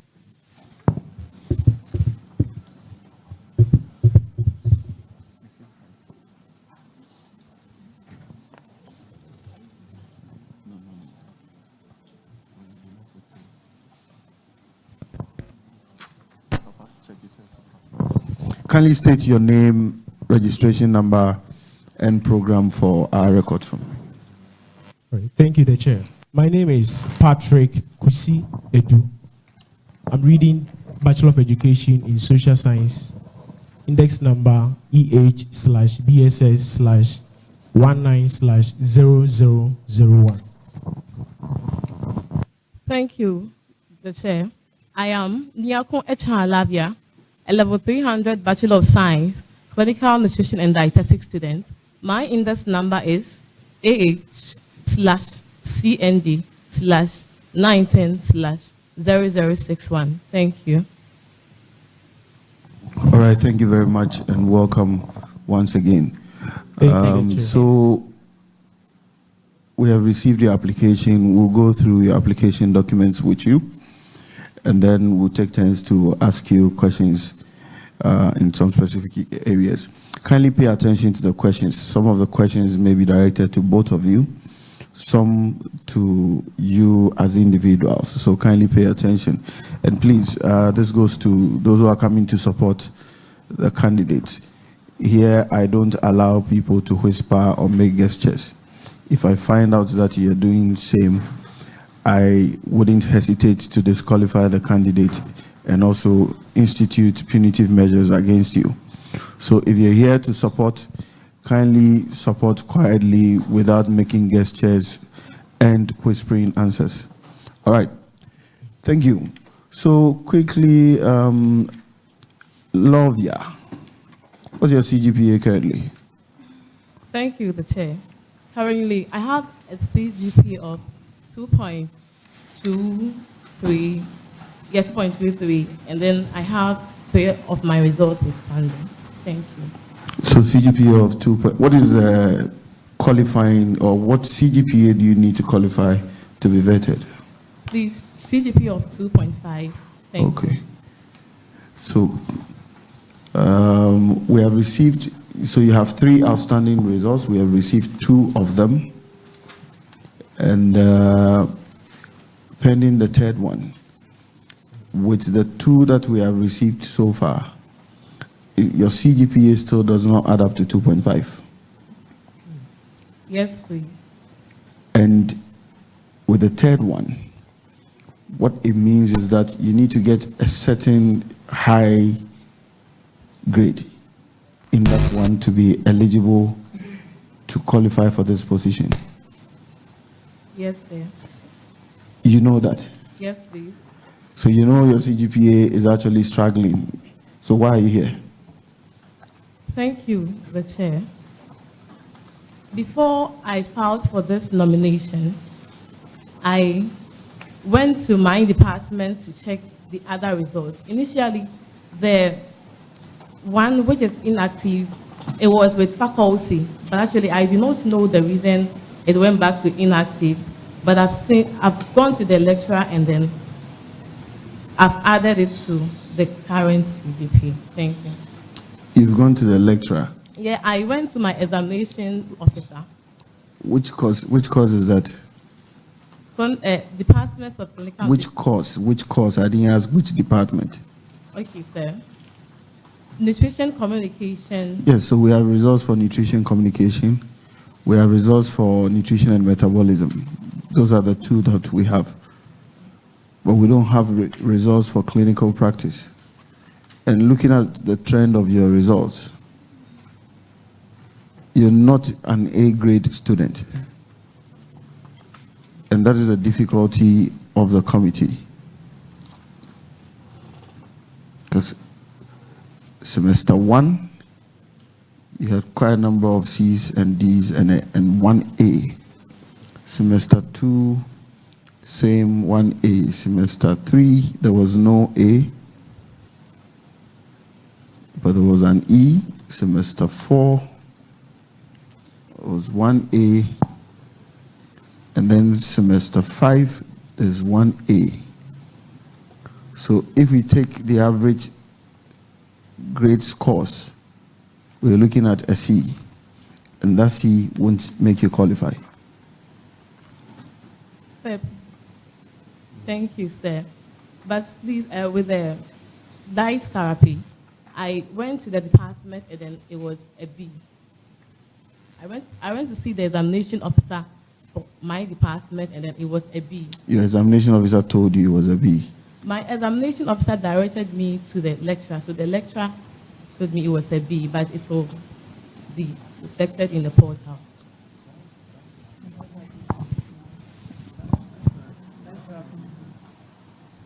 Yes, diet therapy is B. I mean, we have that already, right?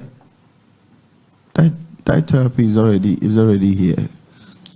So what we don't have, originally what we didn't have until this afternoon was clinical practice, nutritional communication, and then nutrition and metabolism. That's the difficulty we have, actually. Thank you, sir. Please, with the clinical practice, as I said, I went to the examination officer And then the examination officer directed me to. But before you filed your nominations to aspire for SRC vice presidency, you know what the regulations say, that you're supposed to have a CGPA of a certain number. Yes. And as it stands now, you don't have that. Yes, the chair.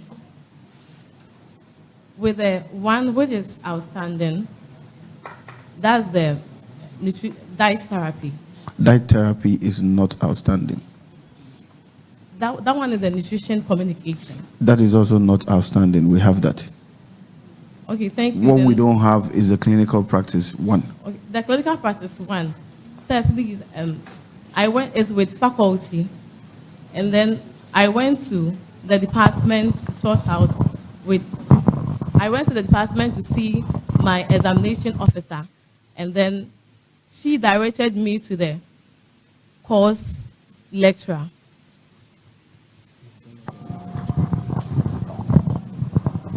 Find out that it was a B. Because as it stands now, you don't meet the basic qualification, which is a CGPA of 2.5. And looking at the trend of your results, we're not too sure that the results that is left would be something that would make you cross the 2.5. Thank you, the chair. So what do we do? Thank you, the chair. The other results would be able to cross the 2.5. Since I've gone to the examination officer, and then would be, I believe it will be able to cross the 2.5. You see, we have former records.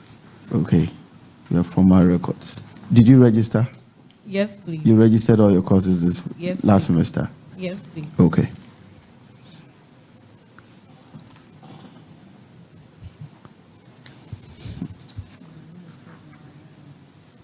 It's a very difficult one. So you had an E in pharmacology 1. Have you recited that? Yes, please, I have. Okay. So you recited and had a D. Yes, please. Okay.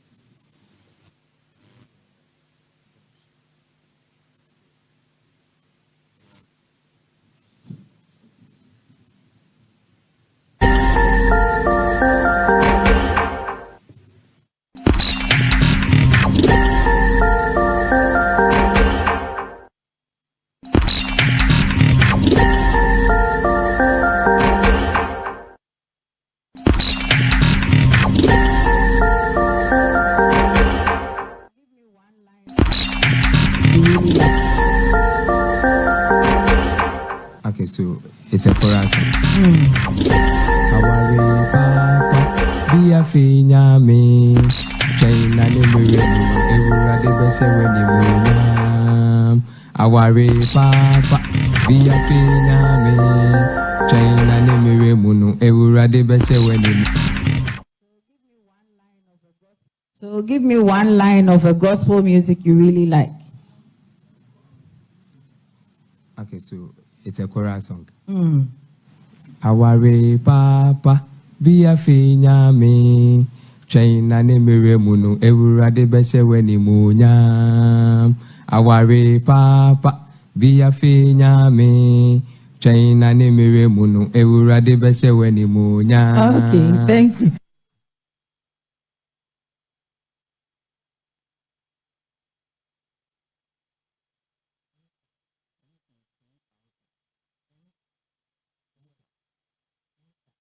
METRE. M-E. M and METER. Which one is British? Which one is American? The M-E is American.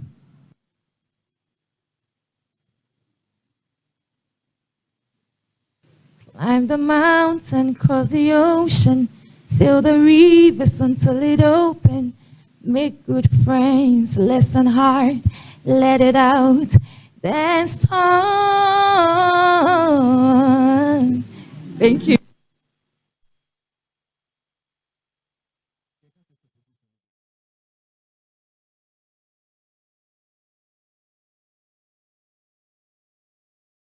Our business as a committee. Our mandate is that whoever comes before us should satisfy a certain constitutional provision, which is for you to have 2.5. So whatever you need to do at the department to make sure your results are released, please do that before midday tomorrow. Right. Okay, the chair. Thank you.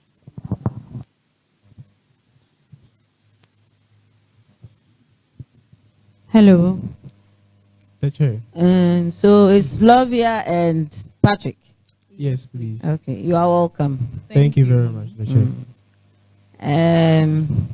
Flavia. Yes, ma'am. You are, how old are you? Please, I'm 21. You are 21. Yes. And you are in level 300. 300. If I were you, I would just concentrate on my books. You are in level 300 and you are struggling. The provision is there because it assumes that by the time you are aspiring for this position, you should be somewhere, with or without all your results. So if you are a good student, and I say that sparingly and in quotes, by now you should have 2.5, with or without your results. And from what our chairman enumerated, you are not that strong. Why would you want to saddle yourself with a position like SRC Vice President? It's a big one. Why would you want to do that? Please, it's for her. Patrick, I don't want to hear you talk to her. Please, your questions will come. All right, the chair. Thank you, the chair. I believe I'm a very good student.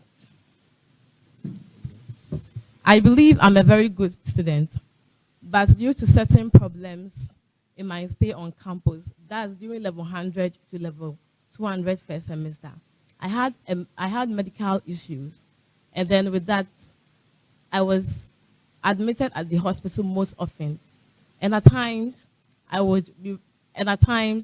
write some of my papers at the hospital. You know that this work is very stressful. Yes, please. Do you know the total number of students on campus? Yes, please. What's the number? Please, the total number of students on campus is 23,000. It's not true. Come again. 23,000. It is not true. We are over 25,000 as per this, the records we have this morning. Patrick, do you want to be disqualified? It is her question. Your question will come. I won't say it again. Please, do you understand? Yes. Patrick, do you understand? Yes, please, the chair. Thank you. So, what I looked at on your CV, or maybe I am wrong, have you held any position in the hall? Yes, please. It wasn't a position though, but I was part of the committee member. I was part of the organizing committee member of the Women's Wing of Kwame Nkrumah Hall. Thank you. Kwame Nkrumah Hall. Yes. And have you been a course rep before? No, please. I've not been a course rep before. So just the, did you say Women's Wing?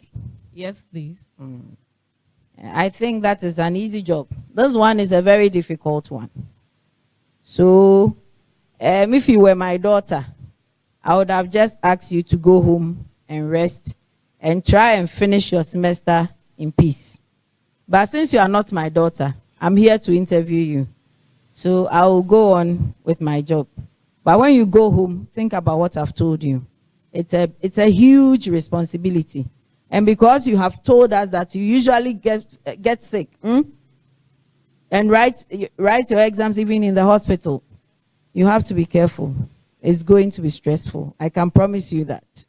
Thank you. All right. So let's go. Can you hear me? Yes, please. Okay. So you have a beautiful curriculum vitae written up here, though a bit too big. It is boldly written.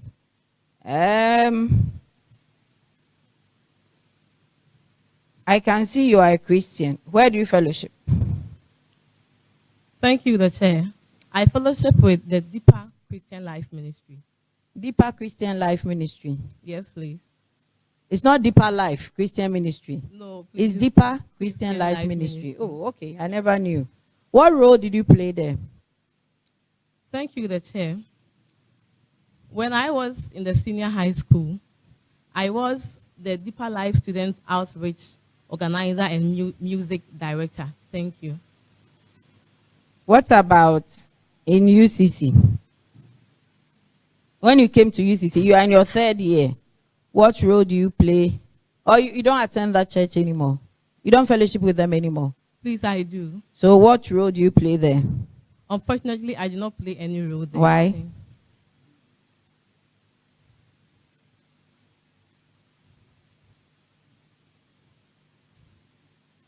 Any reason? Do you have any reason why? No, if there's no reason, just feel free. We're having a chat too. Just feel free. If there's no reason. Please, I have no reason. But you still go to church? Yes. But you didn't want any responsibility. That's fair. Yes, please. Okay. Again, there were hyphens and dashes you were using interchangeably. You want to look at that. And when it comes to the end of the sheet where you have your key skills, I think you were trying to squeeze some information there. The space was not enough. So eventually you changed the font and the font size. So the first 3 is in one font and one font size. The remaining 2 is different altogether. So you've got to watch that when you go back. Your alignment is poor. You have to look at all that when you go back. Then you did internship with Maternal and Child Health Hospital. Where is that? Please, it is Kumasi, Pampaso. So you didn't write where you did that. I don't know where you did that. And what were you doing during those internships? What role were you playing? Thank you, the chair. During the internship, I played a role of a dietitian intern. What is that? I'm a lay person. What is that? Thank you, the chair. A dietitian intern is someone who mostly goes to the hospital during vacations to learn more about that practically on what he or she has been taught on campus. Do you go only during vacations? No, please. When we are in school, so we do go. Yeah, but you've not even captured that here. I'm not sure your department will be happy about that. Thank you, the chair. Please, with the one that we go whilst we are in school, it's not an internship. What is it? That one is clinical rotation. How different is clinical rotation from internship? Thank you, the chair. To the best of my understanding, clinical rotation is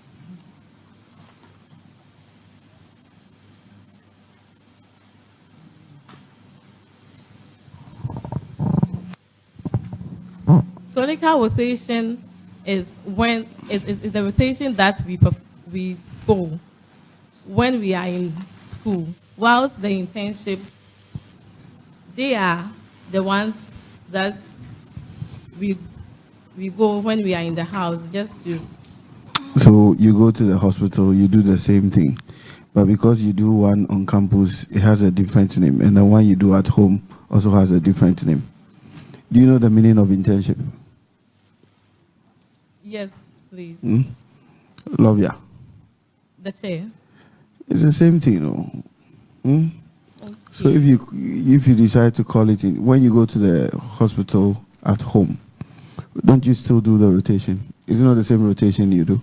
Yes, please. With different competencies? Yes, please. So you go through rotation with a certain set of competencies.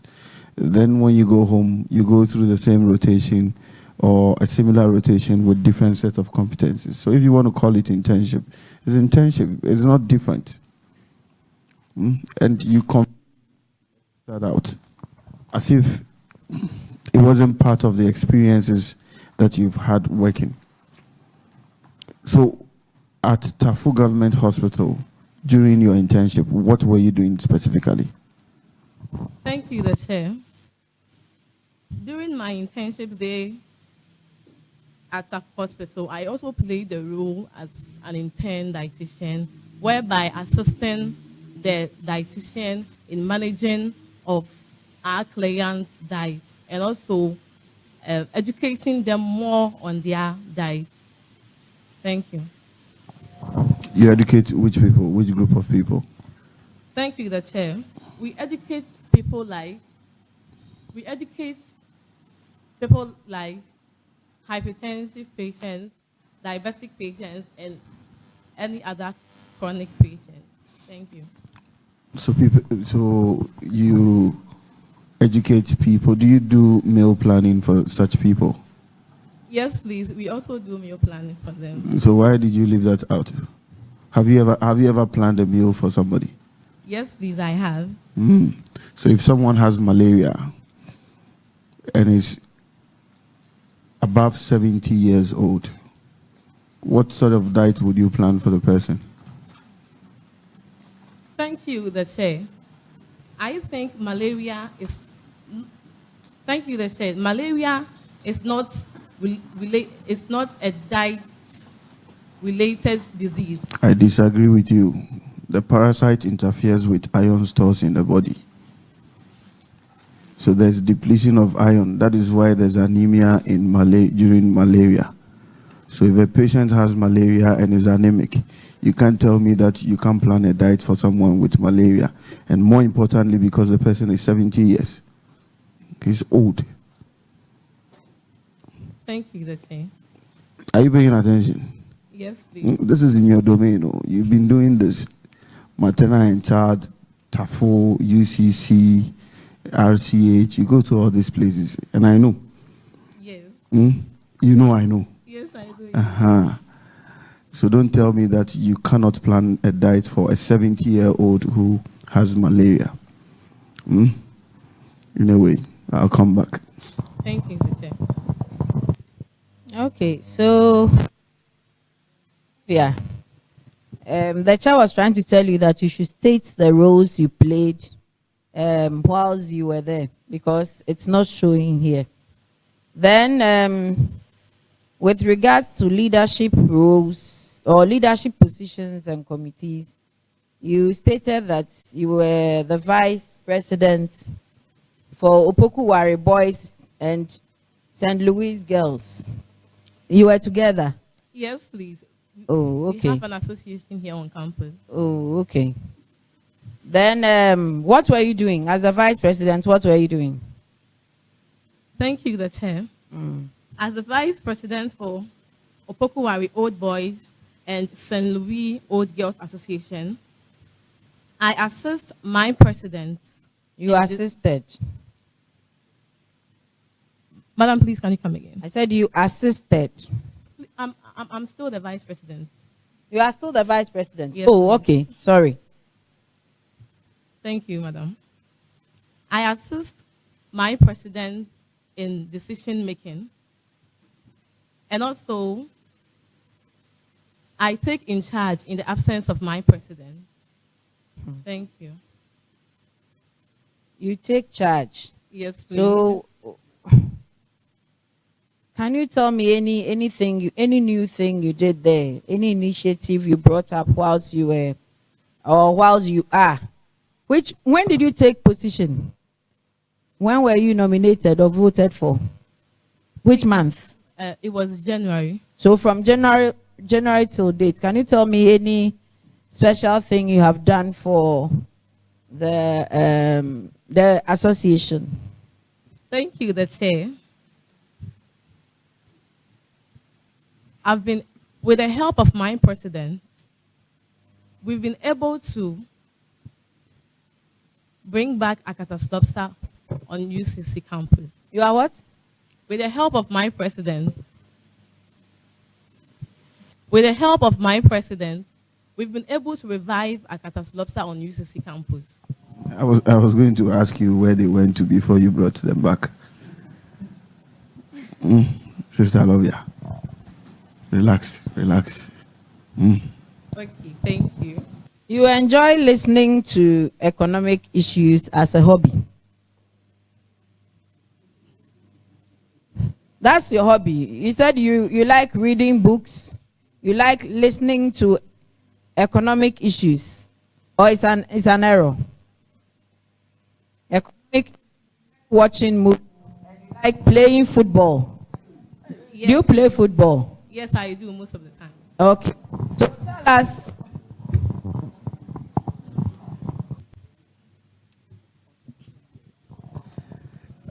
I am intrigued that you love economic issues. Dog, yes, please. You do? Small. Sorry, small. Okay, so I mean, you know about cryptocurrency. Do you know about cryptocurrency? Thank you, the chair. I have a little to the best of my knowledge. Do you know about cryptocurrency? Yes or no? Yes, please. You know about cryptocurrency? Yes, please. So you know about bitcoins as well? Yes, please, I know. Have you ever traded in bitcoins? No, please. You've never traded in bitcoins? Yes, please. But I'm sure you follow the forex, exchange rates and all of that.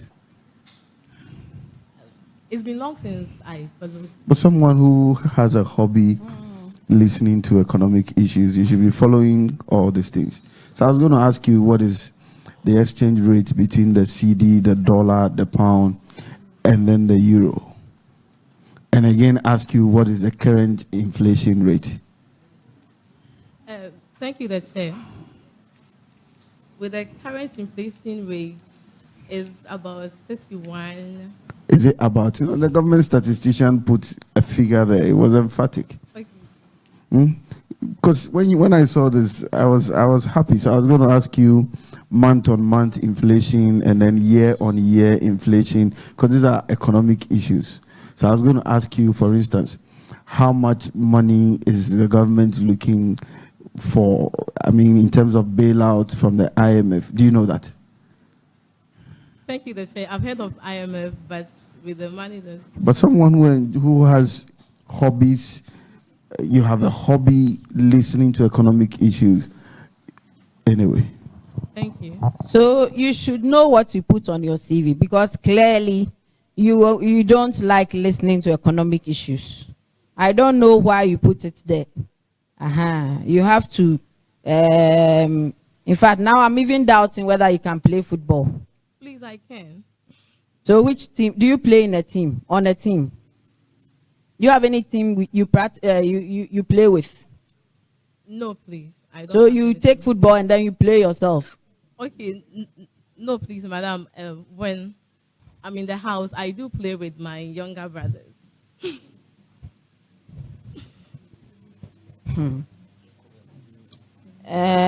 So can you manage my diet? Yes. If I want to be size 12 again, can you manage my diet? Thank you, the chair. I can manage your diet. Because I used to be 12, you know.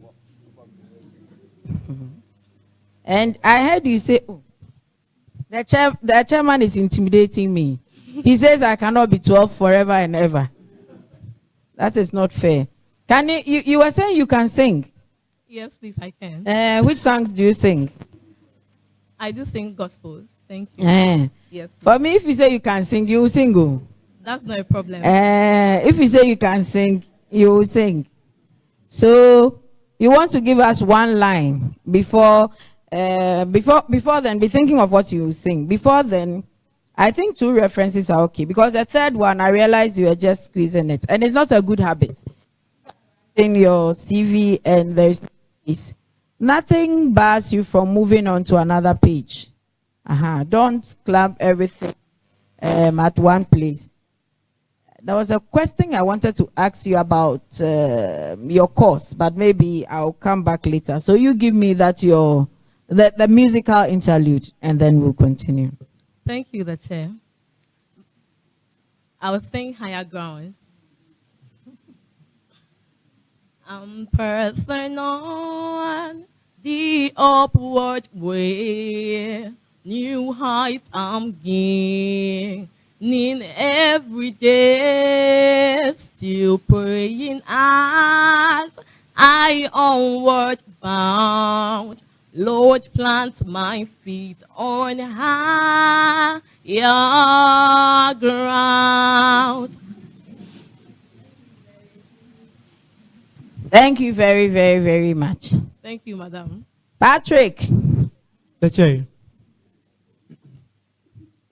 Patrick, you wanted to talk. Now it's your time to talk. Where did you meet Lovia? All right, thank you very much, the chair. And I'm so grateful for the question. My first time of meeting Lovia was in Valco Hall. Virtually, she has a friend in Valco Hall with the name Stephanie. So, and Stephanie too happened to be my friend. So most of the time I pay her a visit. And fortunately, one day I went to pay her a visit and I came across Lovia. And I think they were having a association week. So I was able to have an interaction with her and know what they are up to. And from the interaction I had with her, you could see that she's a person who is very, very active, very good in communication, and also good in negotiation skills. So that informed my decision in choosing her to be my running mate aspirant for the UCC election 2020. What's the name of her friend?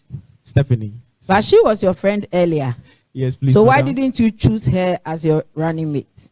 All right, thank you, madam, for the question.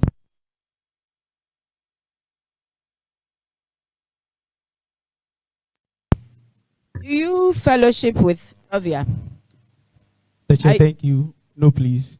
Oh, okay. So where do you fellowship? Please, I fellowship with the Ghana National Association of Adventist Students here on campus. Looking through your TV, you've done any church work.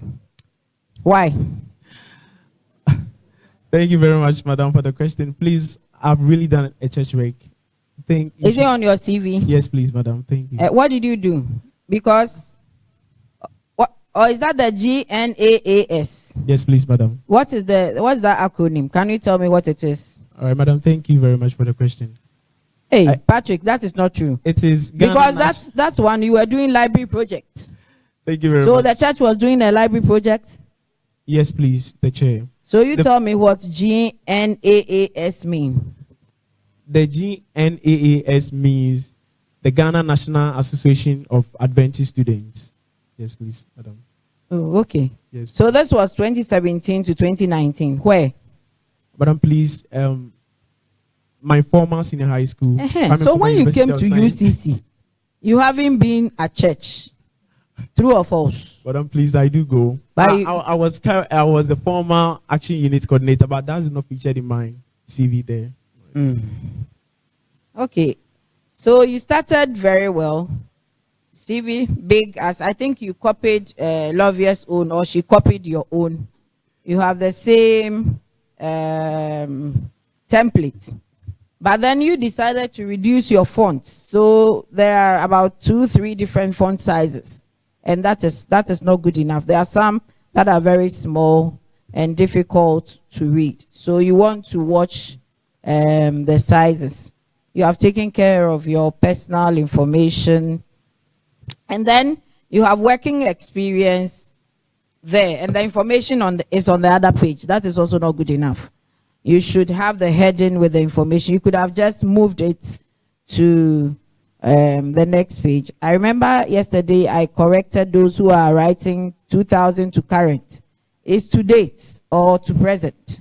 So you take note of that. Then, what is Giant Men Network? Can you tell us what that is? Thank you very much, the Chair, for the question. The Giant Men Network was an association that a few people came together to set up in my former senior high school. And the objective for such a club was that to train and involve the youth in identifying their various skills that they possess. And some of them, actually, it started when we came in the first year at the senior high school, where we started with the self-identification, social studies. So we decided to come up with something that at least most of the students can also share an interest in and identify their talents and their skills. Thank you. Looking through your CV, you've not worked before. Yes, you don't ma'am. have any work experience. Not even selling ice water. Thank or you. working at the shop. Nothing. Thank you, the Chair, for the question. I actually have it, but it's not featured in. I have the handcraft paperwork handcraft job that I personally do whenever I'm in the house, and that's the work experience that I. But you have not done any formal. You've done no internship. Nothing. But thank you very much for the question. For internship, I haven't done mine yet, and I'm yet to do it. God willing, this ending. No voluntary work. Nothing. But please, I've done a lot. I've done some before. Where? Okay, after my first year, I went to teach at my former basic school, and I was the English teacher there by then. So I think that one too is part of. But it's not here. Yes, please, madam. It's not here. So as far as I'm concerned, you've done no internship, no voluntary work. You've never worked before. You are Dada B. And you want to be SR. Patrick. The Chair, that's not the case. Maybe last two questions, and I'll leave you for now. You said the GNAS again. You said you consulted with the chaplaincy to oversee spiritual and academic needs of students, and facilitated holistic growth of students by 95%. All right, thank you very much, the Chair, for the question. With what I mean with that is that when we took over as the executives for that particular academic year, the church attendance was very, very low on the side of the church members. And so we had to put in some strategic plans and make sure that we organize them for fellowship. So I can emphatically say that when we took over, the number of people who were attending church service on Saturdays were only about 25. Meanwhile, we have gotten about 250 students who were an Adventist way back in my senior high school. So when we were about leaving, with the strategic plans that we kept in place, we were able to, at least, we could count about 150 plus number of students. So you measured by counting. The 95% is by counting the number of people who started coming to church. Yes, please, madam. You. And then you. Were these people coming to church consistently? So Thank you like very- your weekly register indicated that yes, the 100 and something people were coming regularly. Thank you very much. Don't lie. Oh. If you Thank lie, you know God won't forgive you. Because you are talking about God's work. Thank you very much, the Chair. With the 150 plus church members that were coming, actually, it's not, I won't say it's the consistent number of people who were, the same people who were repeating themselves every Sabbath or every Saturday for church service. But I would say that for every Saturday that we met, we were able to count about 150 plus, of which some of them were even visitors and some of them were people that had not even attended church before. Meanwhile, they were an Adventist. and you facilitated holistic growth. I'm interested in that bit. Holistic growth, what is that? All right, thank you very much, the chair, for the question. What I mean by that is, we know that Christianity is not only about Bible, coming to church every day to worship, but it's also about the various education that we can enroll ourselves into, so that at least we can be groomed in all other aspects of life. So that's what I mean by the holistically growth. So.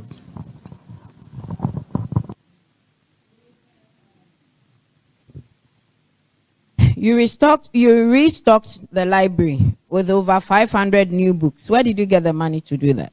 Thank you very much for the question, the chair. With the over 500 books that we were able to get to stock our library, we wrote a letter to the Advent Press, which is in Accra, and we were able to also judge with the patron to speak with them as well. And lo and behold, we actually didn't realize, or we didn't believe that it's going to work for us. But that was actually the point.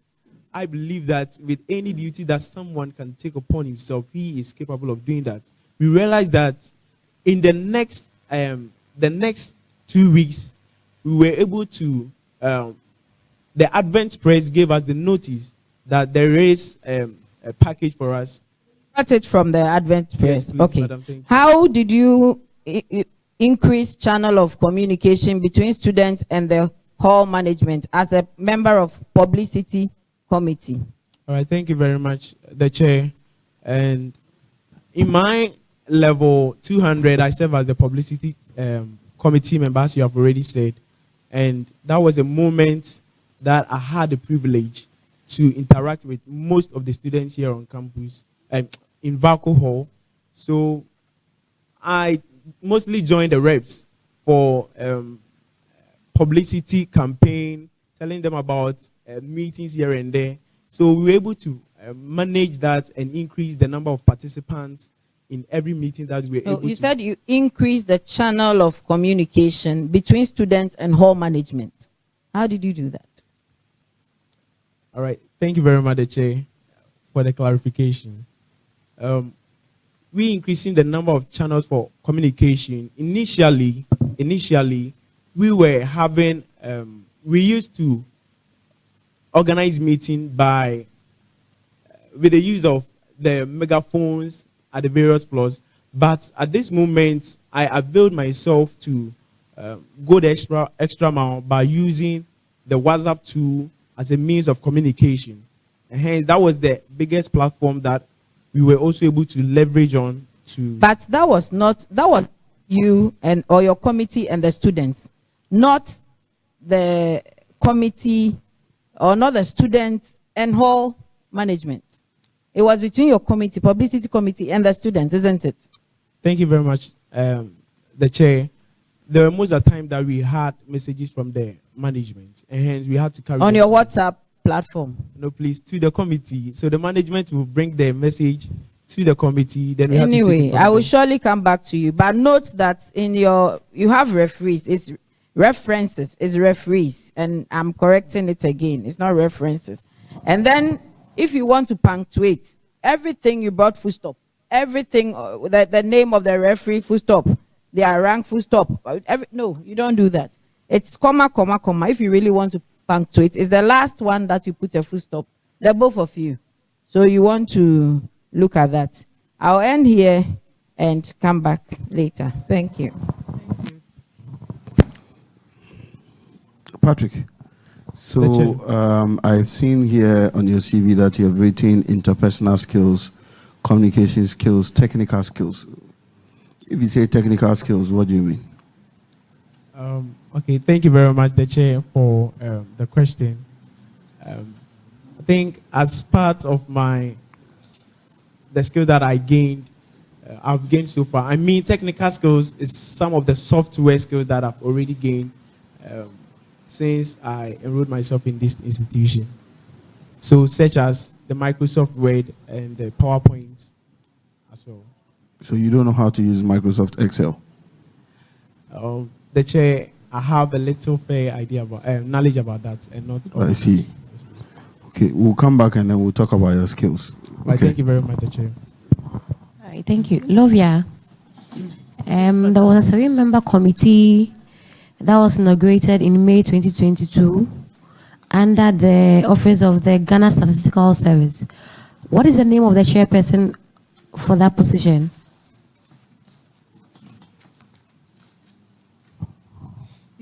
Can you come back again with it? I'm saying that there was a 7-member committee that was inaugurated in May 2022 that is under the office of the Ghana Statistical Service. Who occupies that position as the chairperson for that committee?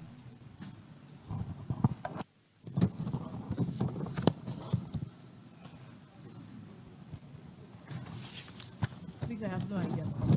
All right, so it is Dr. Grace Bediako. Thank you. Patrick, who is the Dean for the Faculty of Educational Foundation, UCC? The chair, the Dean for the Faculty of Educational Foundation. Dr. Eric Mensah. Come again. The Dean for Faculty of Educational Foundation. Professor Kankambwedu. No, it is Professor Godwin Awabel. All right, thank you, the chair. You're welcome. So to your running mates, who is the Vice Dean for School of Health and Allied Sciences?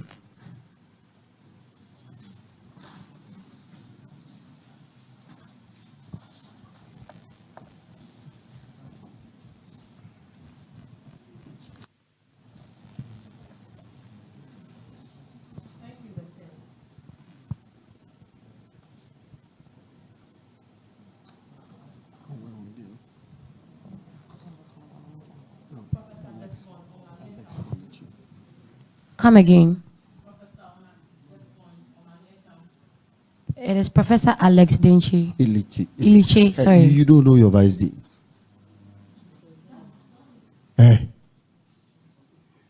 Did you attend the Dean's Award last week? You were there. So who is the dean?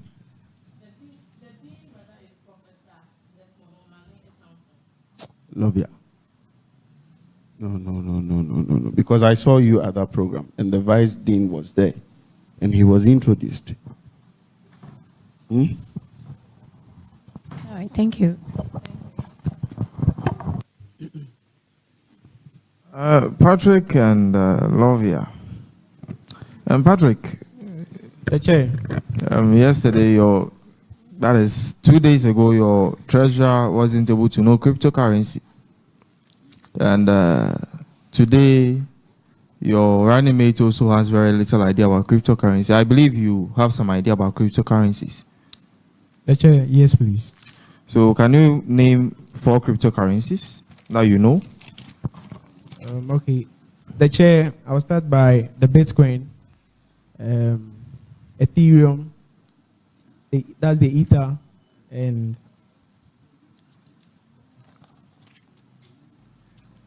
no problem. Don't worry. Thank you, the chair. Thank you. So, you been on the executive council. I believe you've been privy to so many information and how the SRC ran its affairs. Okay, using Article 7 of the SRC Constitution as a preamble.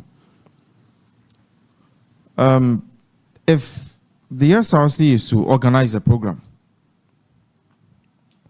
organize a program, UCC assist dinner, awards night, and fundraising. And the budget was 60,000 cedis. And after purchasing and everything and going through all the expenses, they left the program with 93,000 cedis.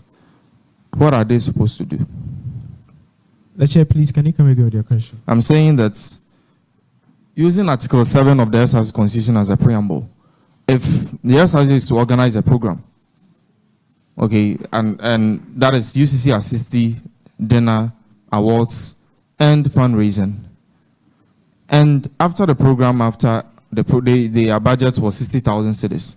And after spending their budget, they left the program with 93,000 cedis. What are they supposed to do? Thank you very much, the chair. With the 60,000, the amount of 60,000 and the remaining amount, which is the 93,000, indicates that the SRC probably would have gotten a sponsorship somewhere.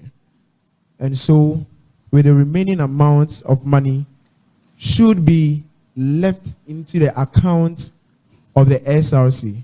It should be remain. What are they supposed to do with the money? How much will be left? Actually, the 60,000 is not is the budget for the program, and it was left with 93,000. So I'm saying, if 60,000, looking at the whole situation, the amount of money is not. So what are they supposed to do? You in general, 93,000. What are they supposed to do? There's going to be. Do you know what Article 7 in the SRC Constitution is? Have you heard of SRF? Yes, please, the chair. Okay, so they are supposed to pay the money into SRF because they raise the money on behalf of students. Sure.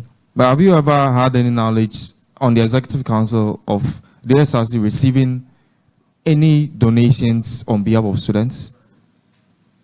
That is, whether the SRC have ever received any money for students. Have you ever had any knowledge of that? Aside their budget and aside what the university provides for them, have you ever had any knowledge of the SRC receiving any money for themselves? The chair, I believe it's possible, but I haven't witnessed or experienced. Have you been to Executive Council? Have you been going for Executive Council meetings? The chair, yes, please. And you haven't had any knowledge that the SRC receives any money? I have the knowledge. I believe that it's possible for the SRC to have money like that, but as in, with me experiencing or hearing that there has been a sponsorship to the SRC Council, I've never witnessed anything like that. No problem. Let me not bother you. Let me move to Lovia. Lovia, your president, that is your presidential aspirant, has some knowledge about money and other things. Okay. I believe you have some knowledge about the SRC too. Which SRC committee would you have loved to be on? The Transport Committee. Transport Committee, okay. If the Transport Committee, they organize a certain activity when freshers are coming to campus, what do? They help freshers to come to campus. What is the term for that? What do they term such a thing? Free hassle. Free hassle. Hassle free, sorry. All right, hassle free. If they should organize hassle free, and at the end of the day, they should, if they should organize hassle free, and at the end of the day, they should get 20,000 cedis, of which they are supposed to pay it into SRF. And you come into office and you realize that they actually paid 10,000 cedis to SRF. According to the Constitution, the Executive Council is supposed to do something. If they find out that a subcommittee has misappropriated funds or has engaged themselves in illegalities, what are they supposed to do? According to Article 9 of the SRC Constitution.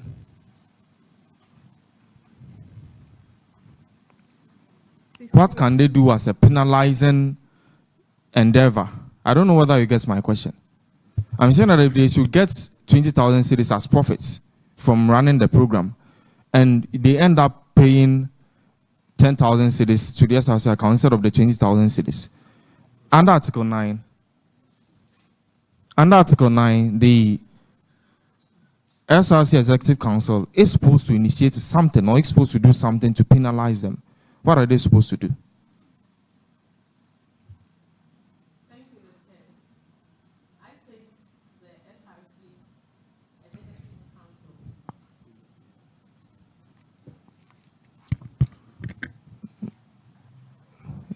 I think the SRC committee should make them refund the balance of the money. And Article 9, did you read the SRC Constitution? Let me help you here. They are supposed to they can write to the registrar for their results to be withheld. Article 9. So when you go, you refer to it and clarify yourself on that. Thank you. Thank you. Lovia. Yes, sir. If a distance student violates any disciplinary code, what procedures are followed to ensure that this person is brought to book? Please, can you come back with the question? It's not clear. I didn't hear you well. A distance student breaches any disciplinary code, procedures are followed to bring this student to book.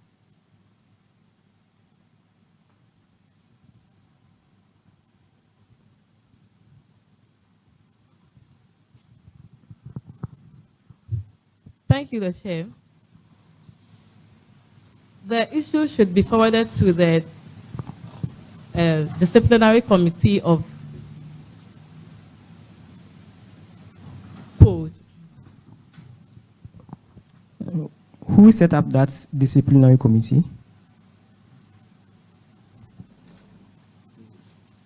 The provost. That's right. Thank you, sir. Okay, to your president.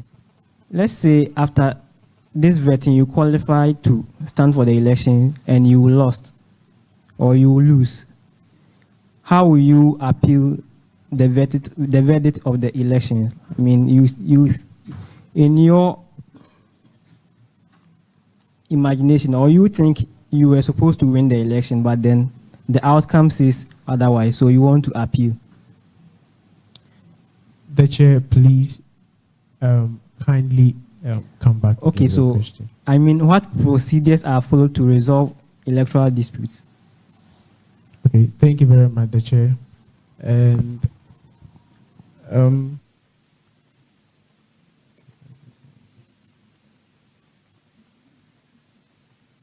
all right, thank you very much, the chair.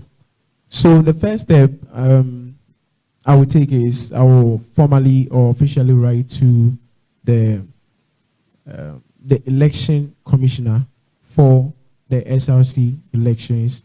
Then thereafter, I will also proceed on to the election commissioner should be able to take the necessary and appropriate steps in order to have my case redressed. All right, thank you. That's the best I can say for. Okay, so per the student handbook, the electoral commissioner is supposed to address all electoral disputes within 24 hours after declaration of the results. If the issue is not addressed within 24 hours, it is forwarded to the dean of students, and who must also address it within 24 hours after receiving the petition. If the dean of students is not able to address it, then it is forwarded to the registrar, who makes the final decision on such matters. The chair, can you come again? So you I'm can not refer getting to it, you right. You can refer to it from page 73 of the student handbook. Okay. All right. So okay, that's the answer. Okay. Hello, Mr. Edu. The chair. I'm here. Thank you. All right. So please pay close attention to what I am about to say. Okay. The chair. Okay. So I reflect all approved self-contained instructional package with title, stipulated contact hours taken or attempted by students. What am I? The chair, can you come again? Please, are you paying attention? Yes, please, I'm paying attention. Okay, so I reflect all approved self-contained instructional package with title, stipulated contact hours, and grades taken or attempted by students. What am I?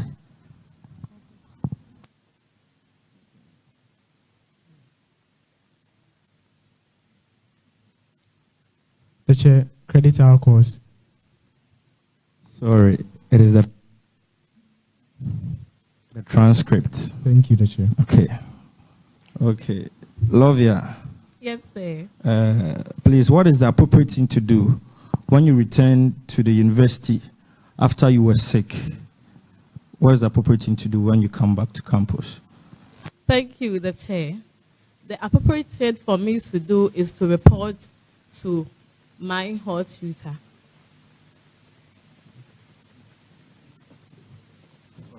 Are you sure? Please, can you repeat the question again? What is the appropriate thing to do after you come back to the university after you were sick? What is the appropriate thing to do when you come back to school? Thank you, the chair. With this, I would send, I would send the medical report I received from a medical practitioner, that's a medical doctor, to my department.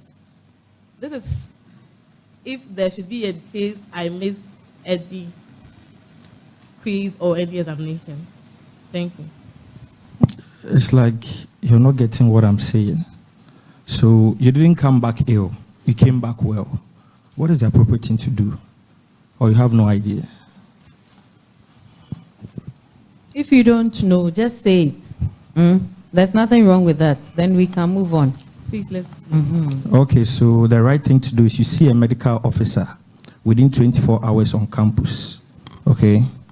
And you obtain a certificate of fitness to confirm if you are truly well. Okay? Thank you. All right, at the UCC hospital. Thank you. You're welcome. Echan, do you have a car? Do you have a car? Come again. Do you have a car? A car? Yes. No, please, I do not have Oh, a car. okay. So, if a student wants to use vehicle on campus, what condition is required for the person to be able to use the vehicle on campus? Please give me 5 conditions. Give me 3. But the one should be compulsory. Thank you, the chair. The students should register the car. The students should register the car at the estate section. 2, the students should pay a due, which is 5 cedis, to the estate for a sticker. 3, the students should have a driving license. That's what I know. All the mentioned ones, I will group it into one. Okay. So you have to mention the other 2.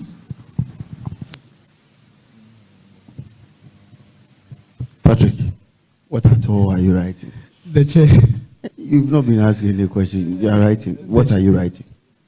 The chair, I'm trying to provide some ideas. To who? For myself, actually. No, we've not asked you a question. Put your pen down. Put your pen down. Put it down. All right. See, she's not concentrating because she's trying to read what you have written for her. She's stealing glances at it. The camera is here. We can see. So I think that's what. That is what you know. Okay. You can find the answer on the we can find the answer in the student handbook, page 66. Okay, so furthermore, right? Yes, please. Okay, so I'm coming to read something, then you tell me the answer. Are you ready? The chair, yes, please. Okay. Students who wish to drive union vehicle shall obtain clearance from which office?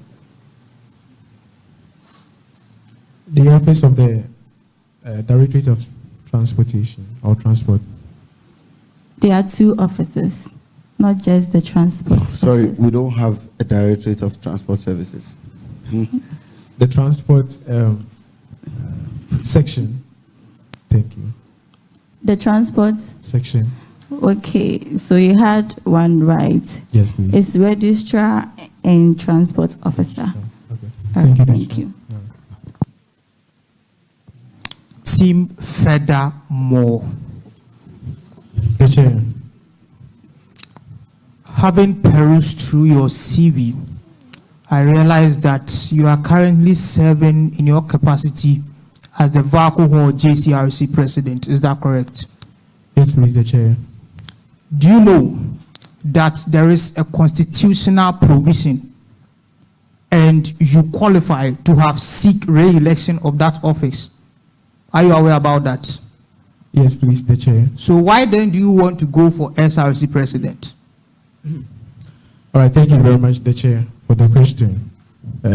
First of all, I'll begin by saying that I also have people behind me who want to also exhibit their talents, and I have to give them the way for that. But without standing, I believe that the SRC position gives a unique platform. But Vaco Hall presidency does not give a unique platform to serve the student interest. Thank you very much, the chair. It also gives a unique platform, but the SRC gives a unique platform to serve the entire student populace here on campus. Okay. Is that your position or that is the reality? That is the reality. Okay. Now, having gone through your document, I also realize that you are all undergrad students. Is that correct? Yes, please, the chair. Now, the university has situated underground programs to the extent that there is a certain focal point that they are looking at. Can you give me one of them?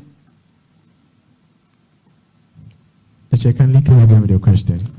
Okay, let me just be simple on this one. Okay. Give me one objective of undergraduate programs in the university. What the university seek to target or their target points in relation to undergraduate programs. Okay, thank you very much, the chair. To provide a platform that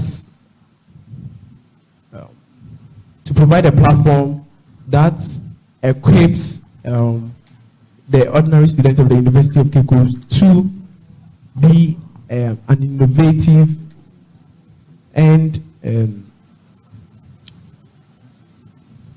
I'll go by that. What you are saying is correct, but that is not always the case, because undergraduate programs are just foundational courses that students will be taking, and you know that.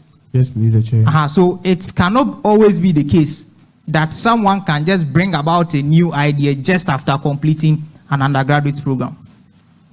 Now to Madam Lovia. Who is Madam Justina Marigold Hassan? Thank you, the chair. Honorable Madam Justina Marigold Hassan is the regional minister for Central Region. Thank you. Since when or when was he given that portfolio or that position?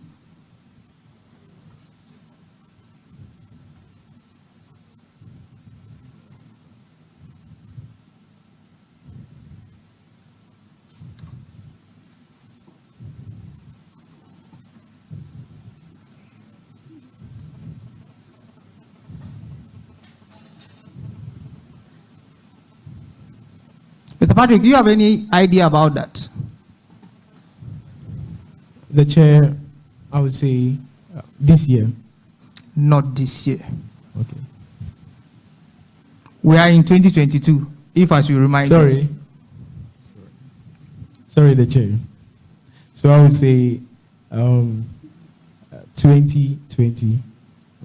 Yeah, 2020. 2020, the government has not yet been dissolved, so that is not the case. 2020, the regional minister was Mr. Kwame Duncan. That's right, it was 2021. 2021, okay. That is... okay, so I have nullified the question, actually. Answer overruled. Yes, so answer overruled. Yes. That's too much of a leading question. Yes. Let's Now, make progress, honorable member. under whose tenure did the Honorable Yao Osafo Mafu served as finance minister? Okay. It is to Madam Lovia. Thank you, the chair. It was the administration It was the first administration of the current president. The Honorable Yao Osafo-Maafo, serving as a finance minister. Thank you, sir. It was the administration of the past president, John Ajakum Kufuor. Okay, that is correct. Thank you. Madam Lovia. Wait, Yes, before we come, since we mentioned Osafo-Maafo, you like economic issues. Okay. Can I ask you something about the economy?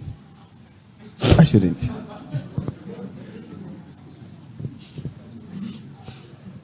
Madam Lovia.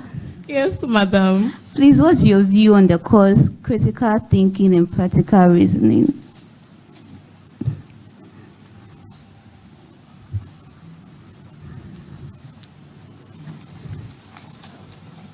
Thank you, the chair. I think critical thinking and practical reasoning helps a student to think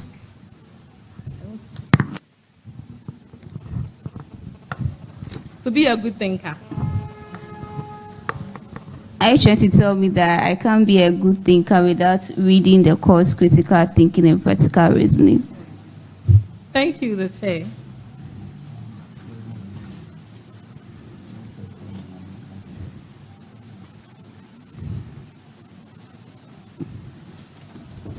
Please, should we make progress? Do you have an answer to the question?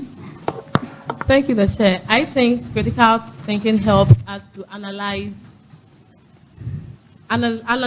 information when they are being brought to us. Thank you. That's what I know about. Okay, so over the years, students have been complaining about how difficult the course is, and for that matter, they hardly perform better in that course. What innovative way do you think that course can be taught to make sure that students appreciate it and, for that matter, perform better in that course?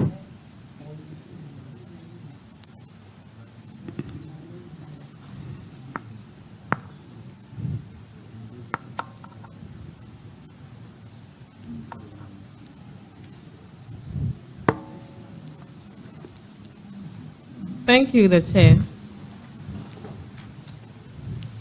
I think the students should rather sit up, and then in a case the students do not understand certain topics under the critical thinking, he or she should seek for guidance, and then I think this will help the students pass the examination.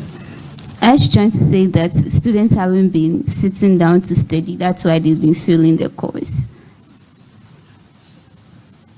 From the response you gave, that you are trying to tell us students have been failing or performing poorly in their course because they don't really sit down to study.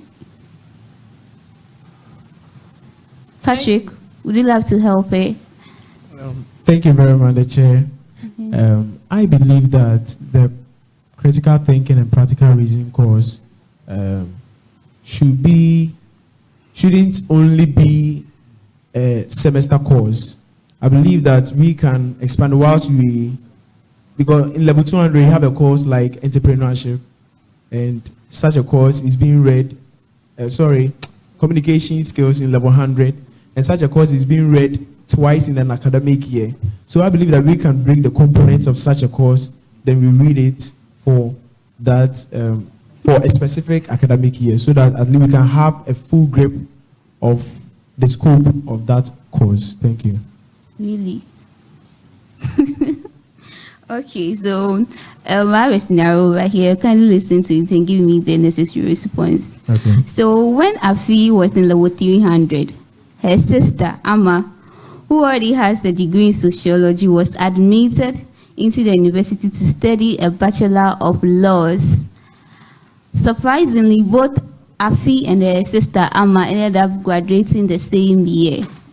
What provision in the academic program policies and regulations makes room for this?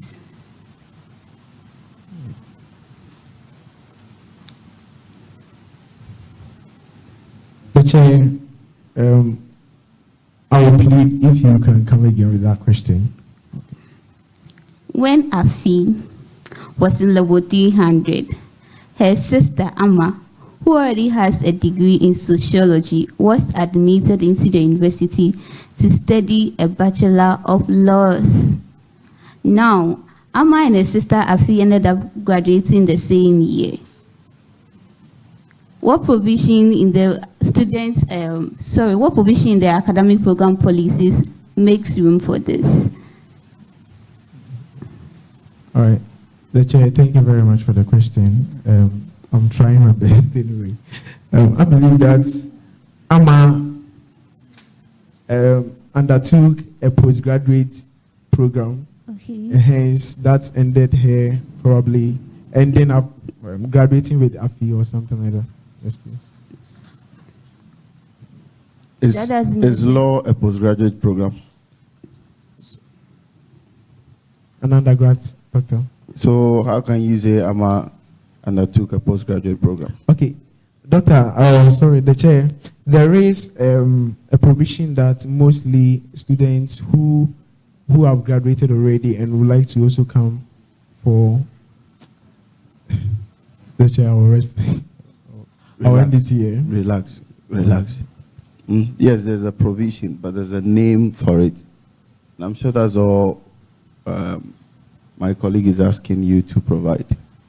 The provision makes room for people who have acquired degrees to enter at a certain level. But there's a name, there's a terminology for it. That's all she's asking you to provide.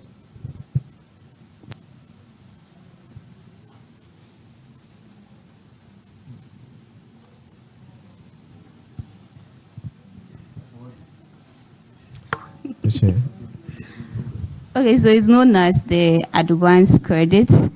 It's a bond that is awarded to students admitted in level 200 and 300 in recognition of their prior study in the university.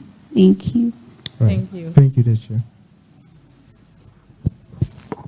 Mr. Edukusi, Ms. Etienne Nyako. I hope all is well. Yes, please, you are blessed. As if you are tensious, you should relax for me. You can sip water if you like. I'll plead with you to sip water. Anyway, Ms. Nyako. Yes, sir. What will you do as an SRC Vice President?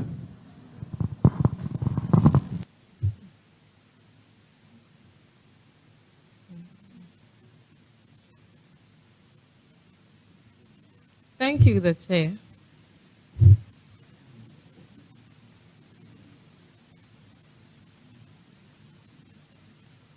When I'm being voted in power, I would like to introduce the Obatampa policy. I would applaud my current executive for their good work. The Obatampa policy contains the Students' Food Bank, which I would increase it from 1,000 to 3,000 students. And also, the Obatampa policy comprises of the students' welfare. And also, I would like to bring up a foundation that will create a fund for the special needs.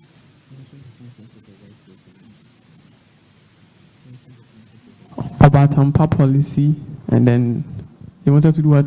Create a fund for the people with special need. Is that what you said? Yes, right. please. Are you aware there's a support scheme, student support scheme, SUFSU? Are you aware of that? Yes, please. How did they come into being?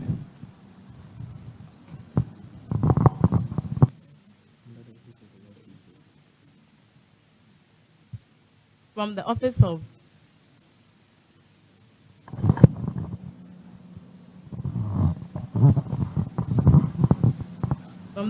the Vice Chancellor.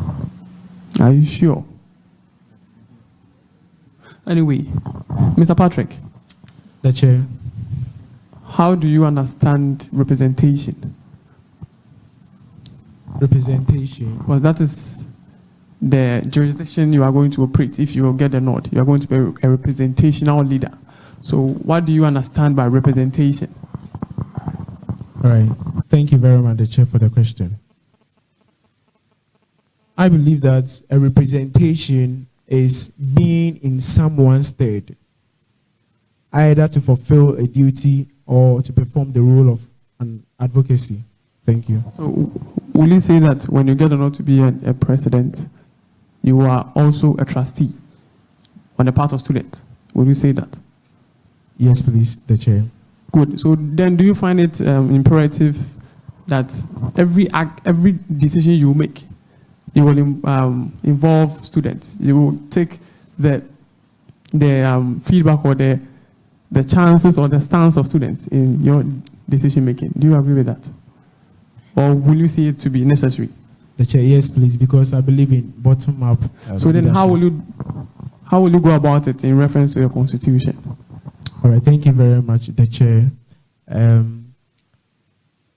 The SRC constitutions makes provisions for that, and it is expedient of the SRC to hold a general meeting once in every semester, and within this meeting, the students are being allowed to come out with their various plights and their challenges, their difficulties that they are facing. So I believe that. Thank you very much, Mr. Patrick. Right, thank you. Thank you.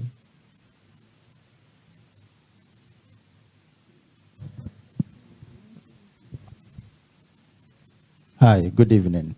Good evening, the chair. As part of your functions as the leadership of the SRC, you would be preparing budget quite a number of times, right? Yes, please, the chair. There is a central budget committee of this university. And this question goes to the vice. Can you tell me who the secretary of that committee is?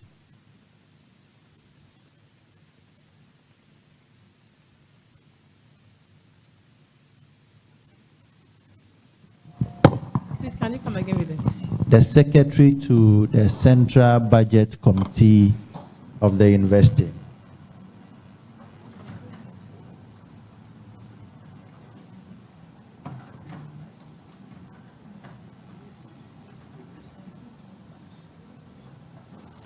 Do you know what the Central Budget Committee do?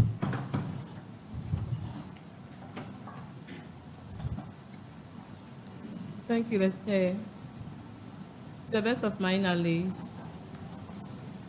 the central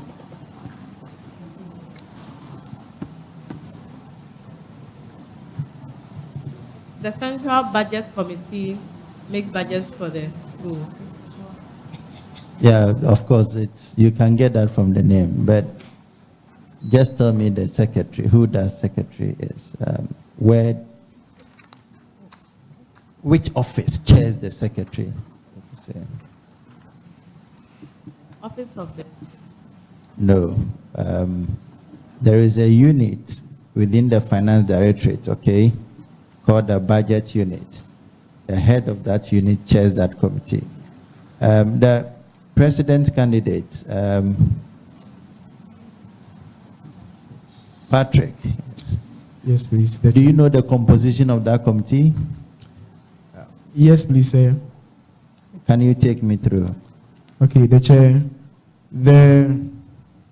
Since the SRC is involved, definitely we also have the SRC treasurer, and we have the dean of students. We also have the president, who is also the signatory to the checks. And no. All right. No, you are wrong.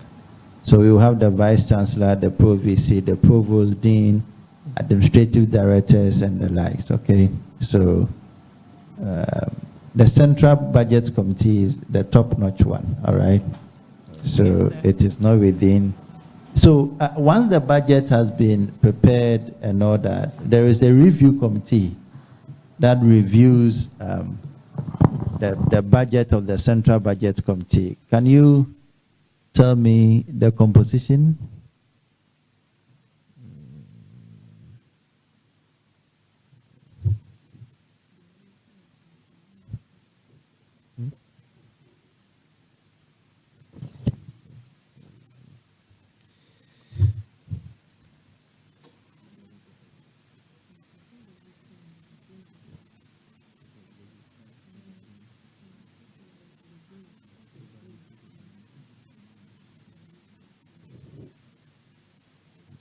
All right, thank you very much, the chair. I would say the senior treasurer, who is the dean of students for the SRC, and the Directorate of Finance. The chair will end here. You are done. Thank you very much, the chair. So yes, the Director of Finance, not the Directorate of Finance. All right. The Director of Finance is there, the Director of Internal Audit is there, the Provost is there, all college finance officers are there, and then 2 representatives from the Directorate of Finance. Okay, so right. Take note of that. My last question, and then I'm done. The university has a division called University Enterprises. Just tell me some of the businesses under that University Enterprises. All right, thank you very much. Welcome. All right, furthermore, 2 things and then we go. So the first, we'll have a very short chat. What's happening in the UK as at now? All right, thank you very much, the chair.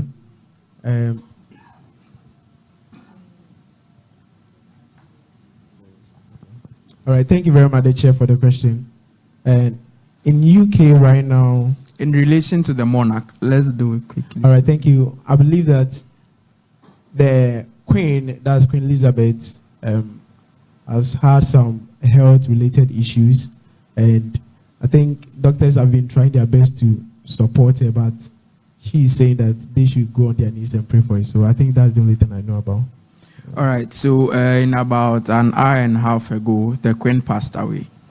Oh, okay. All right. Okay. At what age did she pass away? The chair, 97. Pardon? 97. Are you sure?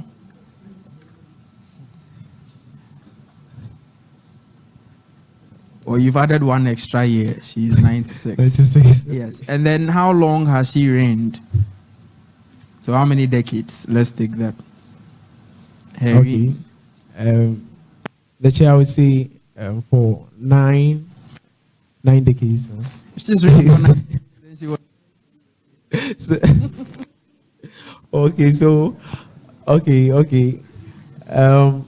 The chair, I have no idea about that. All right, one. so she's the longest serving monarch, and she's reigned for 7. That's 70 years. 70 years, okay. All right, and the very last one to your vice candidate. So you would probably want. You probably want to hold a program that has something to do with technical and vocational education. Okay, so you write a letter or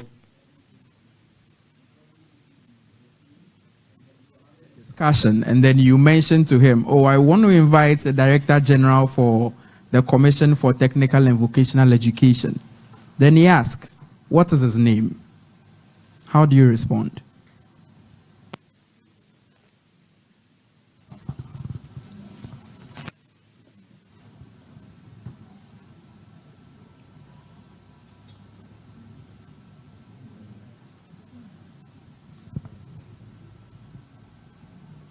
Please, I have no idea. All right, so just a hint, he has been re-elected or reappointed. Would that help? Okay.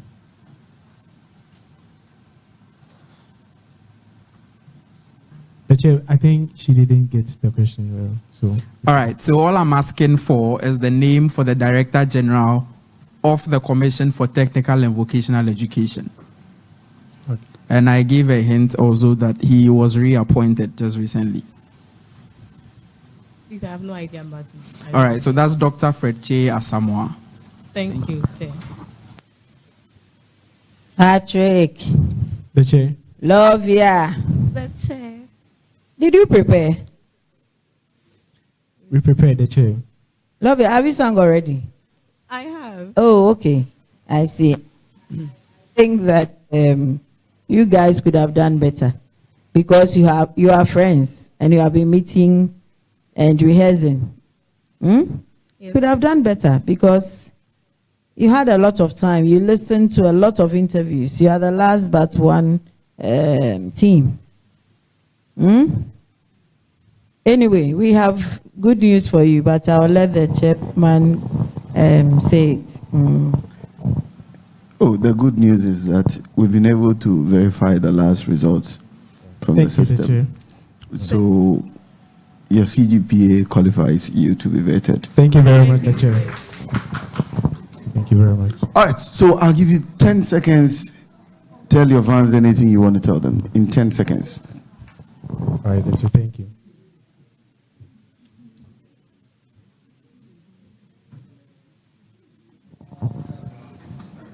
Patrick, 10 Thank you, the chair. seconds. What I want to tell the entire student populace is that we have a vision that we are going to build an SRC that automates procedures to assist and comfort the ordinary life of the University of Cape Coast students. And we are coming on board with a lot of policies that we know that is going to benefit the entire student populace. Thank you very much. Thank you very much too for coming. It's been wonderful interacting with you. You hear from the committee soon. Thank you very much and have a good evening. Thank you, sir. All right. So we're still live on TV UCC and on ATL 100.5. It's been a marathon from 9 a.m. till now. We're still here. Gradually, we're coming to an end. We have one more candidate to interact with, and then we should be out of this place. We want to use this opportunity to thank all of you who have been with us from the beginning till now. Those of you who are still watching us on TV UCC, listening to us on ATL 100.5. We want to say a big thank you to all of you. We appreciate your comments. Keep them coming. I'll hand over briefly to the MC, and then we'll continue from there. Aware Papa. All right, people are calling in for that our Papa song, but we don't have much time on our side, and so quickly I would go through some of the messages that I have received here, and then we get ourselves prepared to receive the last aspirant who are contesting for the position of SRC president. Now I'm picking this one from Philomena Amwesi. It is well, furthermore, and this is from Samuel Dujemfi. Her own field of education, she can't answer questions from there. Hey, yeah. And Janet Obeng, oh, furthermore, Asembe, oh, the man is down, cry. I feel bad. And this is from Gilbert Owusu Edu. Furthermore, is very angry about his vice performance. I know him. The panel should allow him to be the president and the vice at the same time. And then Sosa TV. Furthermore, needs to go and compete for Vacu Hall president. And this is from Stephen Law. This one there, straight disqualified. Me cry can disqualify them. And Powerhouse team, furthermore, no shaking. And I'm picking this one from Samuel Dujemfi. Furthermore, board the chairman. Just look at how he is looking at him. Cyrus the King. What at all are they writing? Atreno Adoson. And Sosa TV comes in again with this one. If the chairman intimidates our mommy, we will disqualify him too. And Ezekiel Sego, Patrick Adukusi, the unstoppable presidential grace. Let's do more. And Philomena Amwaisi comes in again with this one. Patrick does not go to church.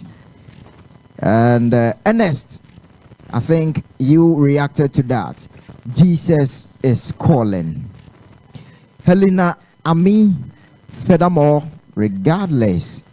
And Na Padiki Kasawi Ayamframa, so again is what we are looking for. Furthermore, we do more. Happening to the microphone sound. Okay. So these are some of the few messages that I was able to pick from our platform. Yeah, of course. So Eric, try and see if you can play some of the previous vetings that we have observed. Yes. Well, we are given the opportunity to come together and do sports. We are motivated to come in and then participate. Most of us come in with a lot of reasons. Some come in for physical fitness. Others, our ladies per se, when they are given the opportunity to do sports, they go all out to get Jesus, but they appear and you see them, in fact, they look very attractive. So sometimes we all come here with a lot of intentions as part of some latent functions of education. Who knows? You can come out for the jogging activities and you can happen to meet your wife. Maybe, Mr. Chair, maybe when we start going out, you can decide to join any of the halls. And I'll be surprised. No, I wouldn't be surprised when you see some of your ladies in their sport outfits and you may have a change of mind towards them. So what is a notice? A notice. What is a notice? A notice of meeting. Yes.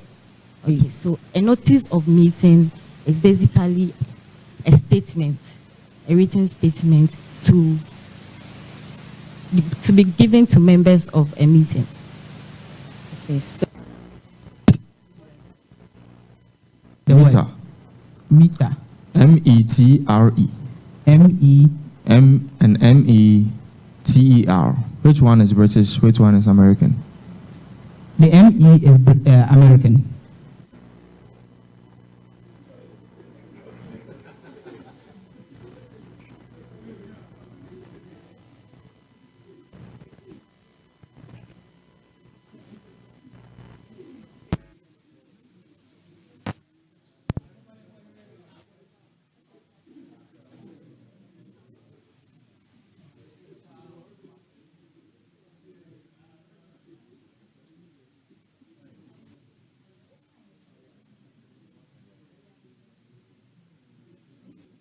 SRC Vice President is going to be the head of the ladies' decks.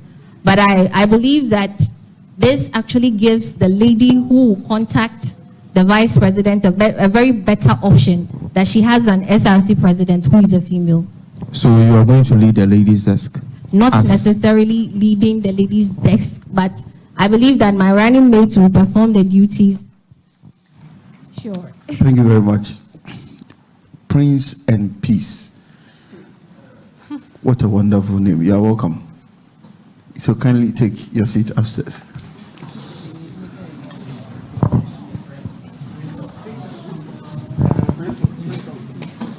Prince.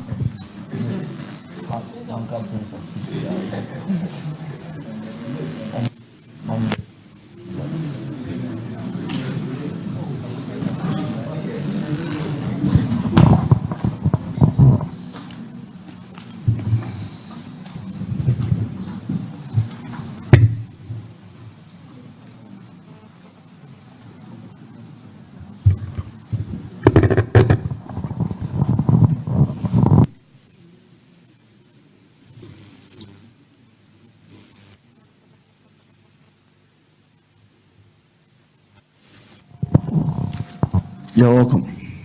Thank you very much. So much. I hope you are not as tired as we are. So you have U-Splash in front of you. You can take a sip, and then we'll begin. But if you are ready, we can also start. All right, thank you so much. I think we are ready. Okay. So kindly state your names, index, program of study for our records. All right, Prince. This is Prince Agama. A level 300 student reading maths and statistics with the index number PS MST 190029. Thank you. My name is Pisa Santia Jare. My name is Pisa Santia Jare. My index number is BL Law 20 0006, reading Bachelor of Laws. Okay, you're welcome. Thank you. Thank you so much. Prince, is Agama your surname or surname? Gama is my surname. Did you fill the forms yourself? Yes, please. So this is your handwriting, but you wrote your name and I read Prince Agama Senyo. Is that the right order?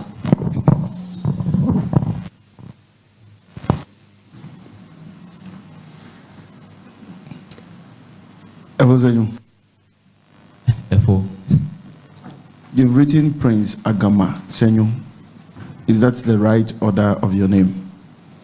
I decided to bring my first name first, then with the second name and the middle proceeding. That is wrong, please. All right, thank you. So it should be Prince Senyo Agama. And then when you were introducing yourself, you decided to leave out the Senyo, or you don't like the name. When I asked you to introduce yourself, you said you are Prince Agama. You didn't mention that you were Senyo. Nkoma Vivina Webaya. I think it's just a lapse. Yo. Peace. Is Asante your surname or Ejari? Ejari is my surname, please. Okay, wonderful. So we have your documents here. We'll go through your documents quickly, and then we'll take turns to ask you some questions, and then we should be good to go. Okay, thank you, sir. Hello, you are welcome. Thank you, ma'am. Thanks so much. You must be tired. How many hours have you been here? Since 3 p.m. Oh, okay. We have been here since 9 a.m. Well done, ma. Okay. Thank you. So, Peace. Yes, please. Do you love your name? Do you like your name? Yes, please. You like your name. But your name is hidden in a corner somewhere. Did you look at your CV?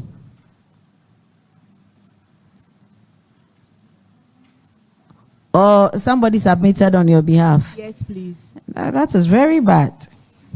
Who submitted on your behalf? Please, my running mate. And his is very neat. And yours, you have your name in the corner somewhere. You don't have a heading. And your name is small. I mean, just small anyway. And then, so where were you? Why did he have to submit it for you? Why is he forcing you to be the running mate? No, please. So why did he have to submit for you?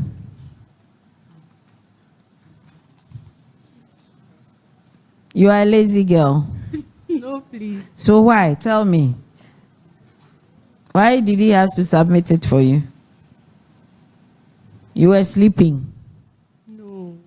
So tell me, This was what happened. That particular Friday, after we finished taking the pictures for the electoral process, and he asked for everything. That included my CV, my receipts, my So you prepared your CV? Yes. You prepared it yourself, or it was Prince who prepared it? No, I prepared my CV myself. So why are you blaming him? No, you said submission. So. But you prepared it and you gave it to him to go and submit it. True or false? True. So if there is an error, it's from your end. Unless you want to say that he went to change your CV. Can he do that? I sent it to him through the phone to get it printed out. So I don't know. Why did you print it? Because your receipt and all, you sent it through the phone. Did you send your receipt through the phone? No, that was printed. The receipt, yes. So, madam, the lesson I want you to learn is that there are things you do for yourself. Okay, ma'am. Okay. It wouldn't hurt to say, I will print it and bring it to you. Okay, ma'am.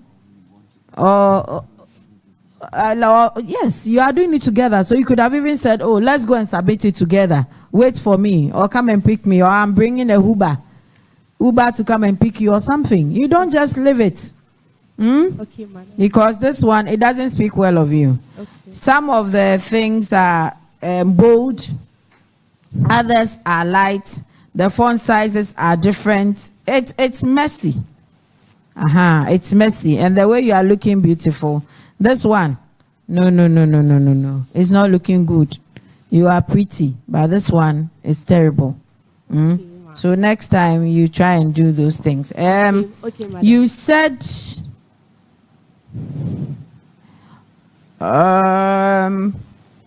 tell me about Springfield International.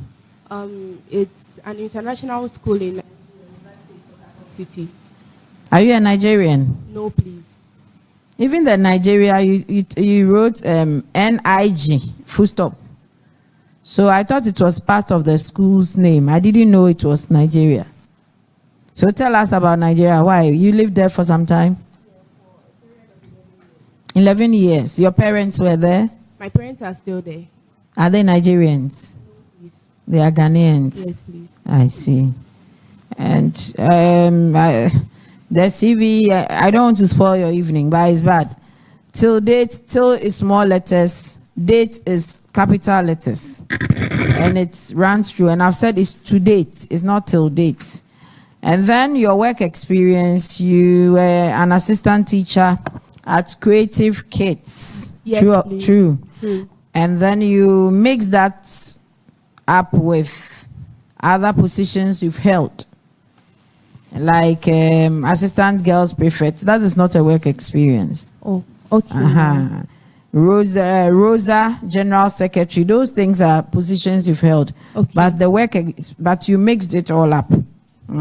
Then your awards. Well-behaved child evangelist at Greater Evangelism World Crusade. Yes. Nigeria. Yes, please. So at a crusade, how come you were watched? No, that's the name of the church. Child evangelist at Greater Evangelism. Yes, World Crusade, GWC. And you were well behaved. Yes. What did you do? Because at a crusade, I think a crusade is a big thing. No, it's a church. That's the name of the church. Greater Evangelism World Crusade is the name of the church. So you behave well at church. Who doesn't behave well at church? When you go to God's house, who doesn't behave well at church? It is not an award.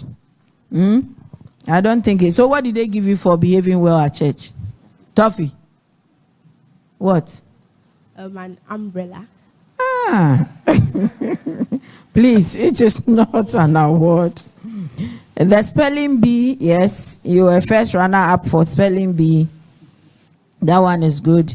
What is discovery of the year? Discovery of the year in capitals. Then Liberation Family Chapel. What is that? I got an award for being the discovery of the year at Liberation Family Chapel here in. And what is that? What is discovery of the year? That means talent that was being exposed during that particular year. So what was your talent? I engaged myself in spoken word and drama. I see. Yes, please. Okay, let me ask you about your work in your school. Have you been a course rep before? No, please. Have you done anything in the faculty? No. Are you in the hall? Are you in a hall? Are you affiliated to any hall? Yes, I'm affiliated. And what do you do there? I was part of the maintenance committee. Which hall? Superannuation. And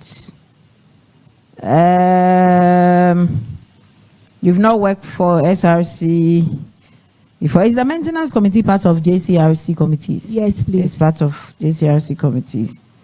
Then you said you are a spoken word artistry. No, it's under skill, so I just put it spoken word artistry instead. But is that not what I said? Okay. So you are good with spoken word? Yes, please. So you want to By speak? God's grace. You want to speak something for us? No, I can't ad-lib. Hey. You are, okay, what's the meaning of spoken word? Spoken words is a form of it's a form of poetry that dwells on a particular issue, and it's more open than the poetry that we know as poetry. I see. Did you get the Dean's Award? No, please. But your GPA is 3.1. Yes, please. There is a cutoff point for the Dean's Award. Oh, okay. I would have thought, I thought you got it. I would have said you could put that down as an award instead of the Toffee Award. You have good observation skills, you said. Yes, please. So what have you observed so far? Please, in here. Yes. I've observed that the vetting panel, they are quite exhausted, so they wouldn't need us to, my running mate and I, to make their work any much more difficult. Una lie bad. This thing we don't dey here they do since morning. We dey prepared. Where? You hear me so? I dey hear you. We dey prepared, so don't worry. So last but one, and then I'll move to Prince. Your personal data is at the last page. I would have expected it to be in front. So maybe it's something you want to take note of. Okay. Like I said, your thing is not looking good. And then you put your hobbies as reading, writing, and acting. Okay. Your referees. Why did you use the former VC as your referee? Can you tell us? Because he's a leader in the church I attend. Oh, okay. And you don't know his number and you don't know his email address. I actually wanted to add his number or email address, but my big sister was like, that's not really advisable. Did you ask him that you wanted to use him as a referee? Does he know his name is on this paper? Yes, please, he knows. And then you could have given us the food details or give us somebody you are comfortable with. Okay. Because we can't write to him without any information here. Okay. And the second person too is not a former VC, but you don't have an email address. You don't have his own address as well. Or the second person, there's a phone number. but that is not an address. Okay. Okay, Ma. Okay, so I would go to Prince and then I may come back to you to show you that we are not tired at all. Prince. Madam. How did you meet Peace? Quick. All right, How thank you did so meet much. Peace? Yes. Well, I have staged the agenda this day. That is the SRC presidential agenda under my name, Team Agama. So it becomes necessary for me to get someone to run with as prescribed by the Constitution. So I was up and up looking for someone, making consultation, making inquiries, so to get in touch with someone to run with. So, divinely I got in touch with her and I explained my plans to her that I actually needed someone to vice me as Src presidential aspirant, and she was actually in for it. I said, okay. So you saw her on the streets, in the library, in the class, and then the Spirit led you to go to her, and divinely she accepted. Well, actually, I actually met her in her hall. Which hall? Spanuation. And you are in which hall? I'm currently residing in a hostel, Stena hostel. So you went to the hall and then you met her. Yeah, I made some few consultations. Oh, okay. Yeah. But you are not in a relationship? Oh, not at all, not at all. Ew. You to your CV, you don't have a heading. For you, you don't even have your personal data, even behind. And then your font sizes, some are 6 or 8, others are 12. It's bad. They're both of you. Did you take time to look through your CV? Because this is something that is very important. But it appears there are so many inconsistencies with the font sizes, and even the conferences you attended, they are lumped together, different font sizes. And it is not looking good. You have a very good font, a very good template, but you didn't make good use of it. You said you have a long-standing experience in managing people. Can you explain that to us? Long-standing experience in managing people. All right. Thank you so much. Well, journeying right from senior high, where I had a chance to serve as Scripture Union president and also the school prefect.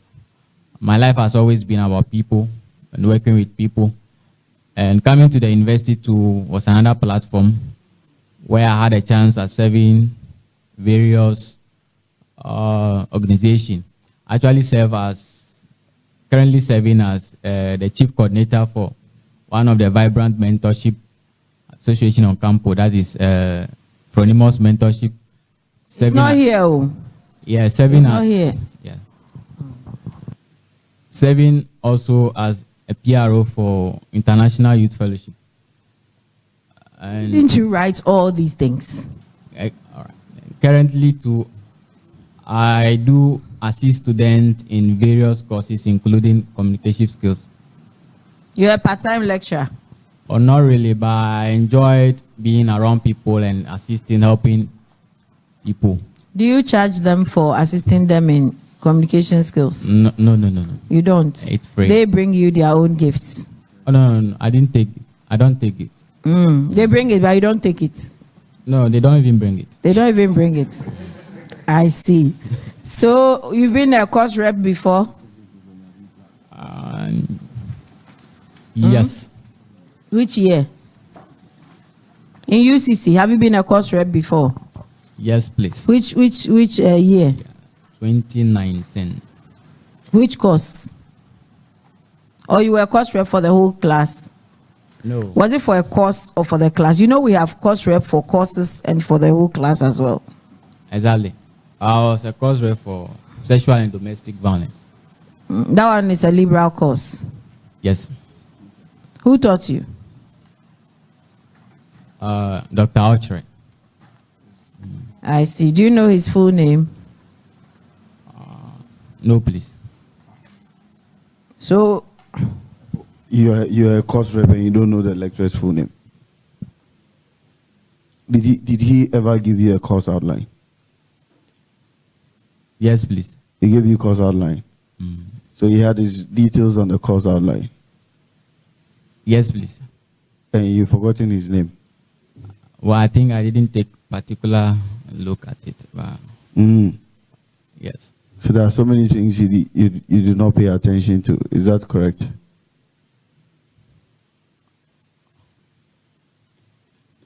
I must say I forgot the first name. Okay. Maybe last two, and then I'll leave you. Your references are well done, except that you have referees. You have references instead of referees. Then also, you said you possess the ability to make important decisions. Can you tell me about any important decision you have made in the past? Well, I think the recent one is just the internship that I had in one of the senior high schools in Ghana, that is Bando Senior High. Over there, I had the chance to teach students mathematics, where my interaction with students, I realized that there are many things they needed. I spoke with them, I invigilated them, and also I taught. So I decided that, well, in my relation with them, they needed some kind of motivation, something to stir them. Which school are you talking about? Bando Senior High, where I did my internship just recently. Pasek. Exactly. I see. So I spoke with management, the headmaster, Mr. Charles Apreku, and the assistant, the welfare, and decided that, well, I want to organize a seminar for the students. So, and they agreed on it. Actually, I just wanted it to be on Saturday where I will not meet large crowds. But they decided that, wow, they wanted the whole school to benefit. So it was decided on Friday, and I had a school, and I spoke to them. During that internship, I had a chance to actually launch my first book, which is just to leave something substantial behind, so that after speaking to the student, they don't just forget, but have something to dwell on, even in my absence.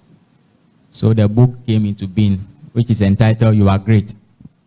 So in that book, I spoke about God, I spoke about discipline, I spoke about hard work. Thank you, Senor. I am surprised you're saying a lot of things that are not captured in your CV. I mean, this internship thing is very new to us on this committee because it's not stated in your CV. I am struggling to see anything in relation to work experience, and you have even published a book and you haven't stated that in your CV. Why is that so? Well, when I was coming back during the vacation, I actually went to the copyright office at Adabraka to get a book registered. I thought it wise that since I didn't get a certificate, I shouldn't put anything there. So it was just last week I had a call that the certificate is ready, so I can come for it. What date last week? That should be Tuesday, yeah, it should be Tuesday. Was it after you submitted your documents or before? When I was coming on that should be on the 16th, I passed through the copyright office at Adabraka to fill the form for the certificate.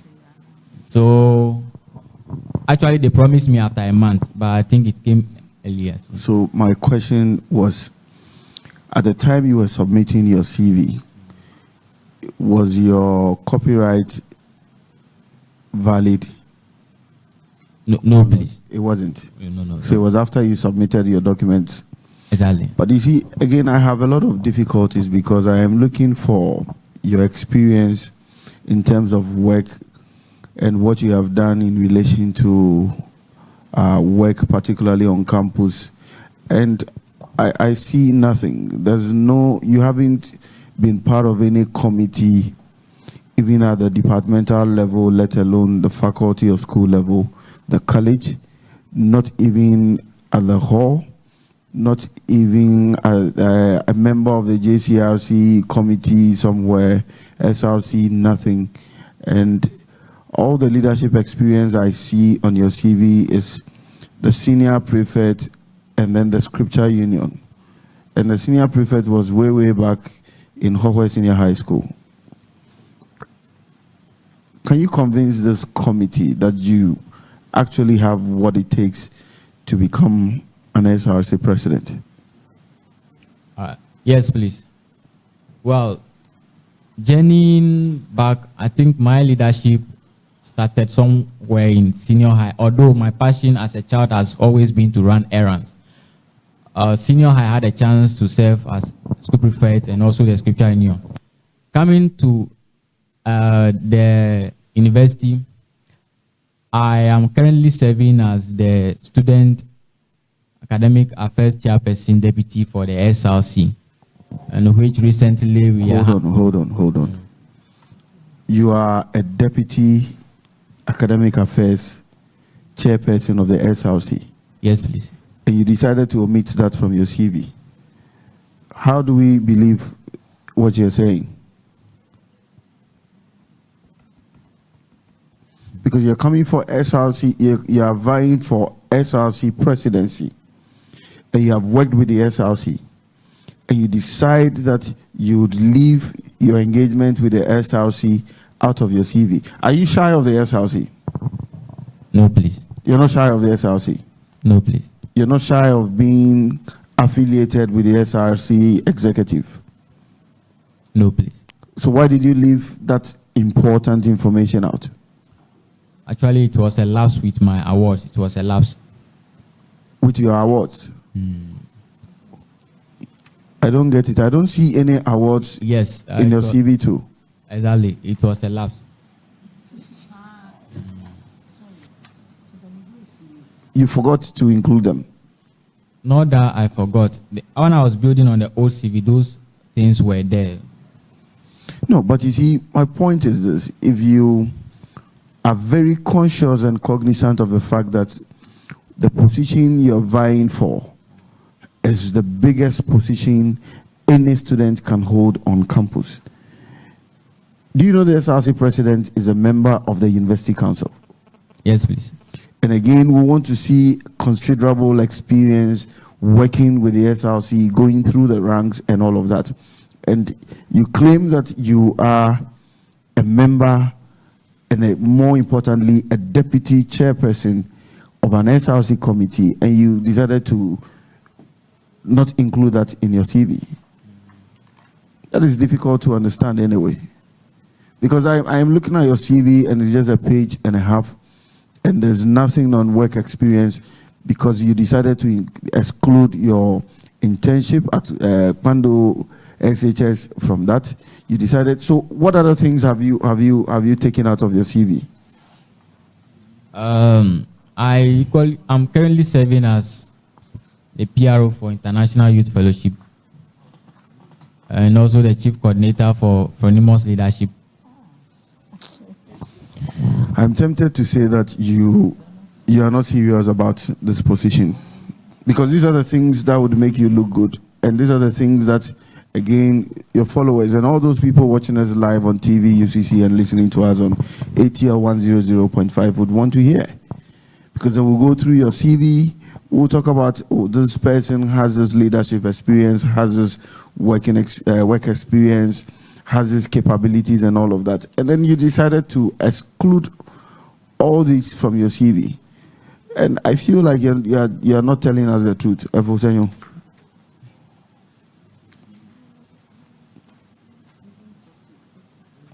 Efosenyo. Your vice, did you go through your vice CV before you submitted it? When she sent her CV to you, did you go through it? Yeah, I actually printed the CV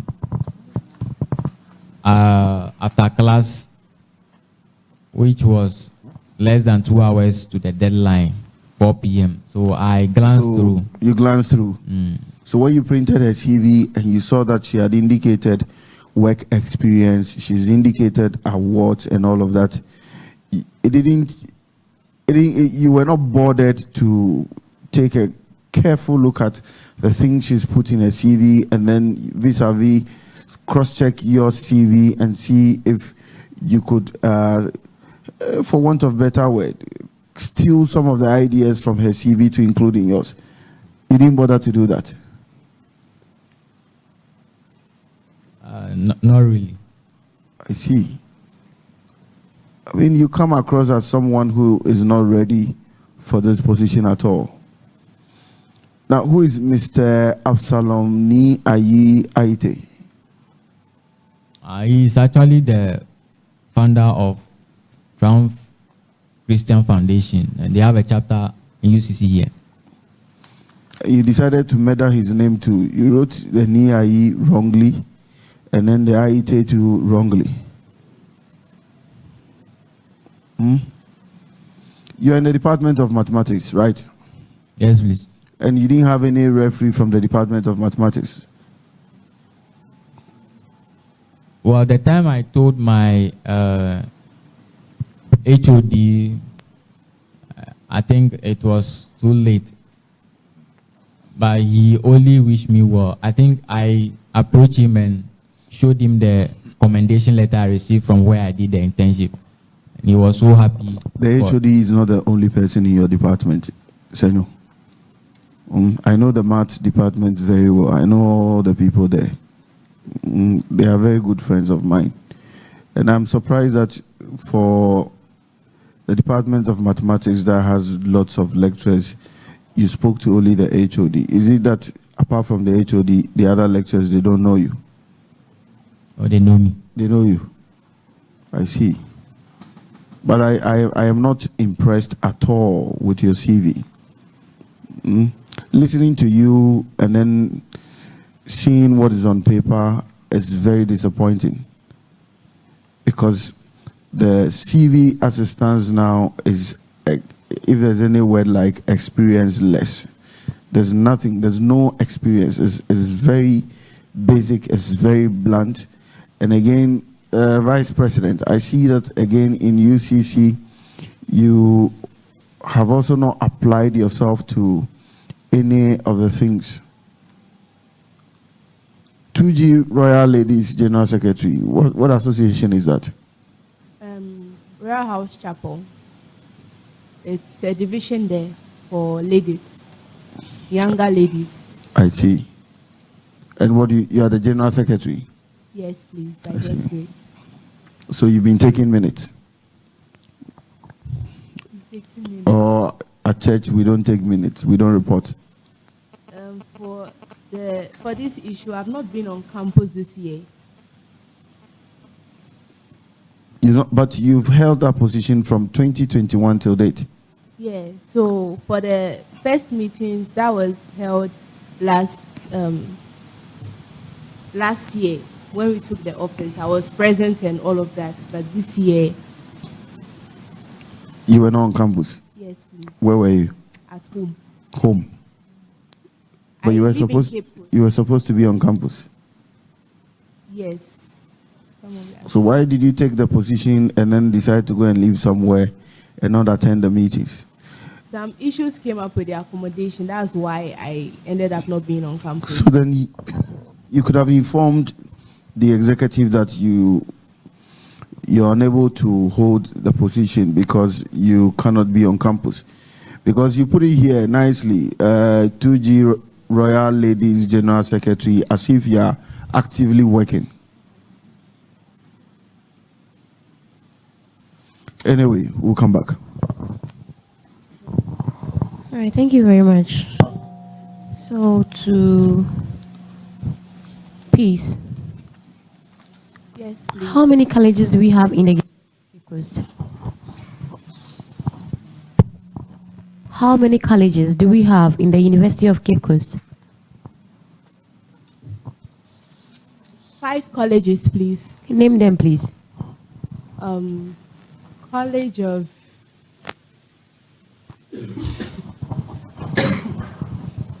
I know the College of Education, College of Please give us the appropriate name, okay? Give us the appropriate name.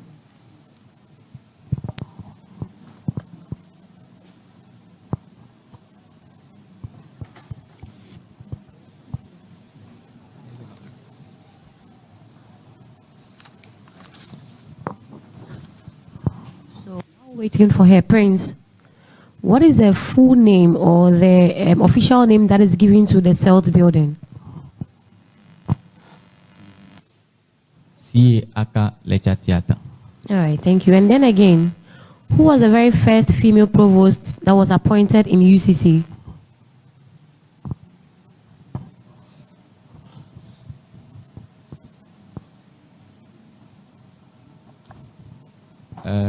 Please, Professor Jenana Opoku. The provost.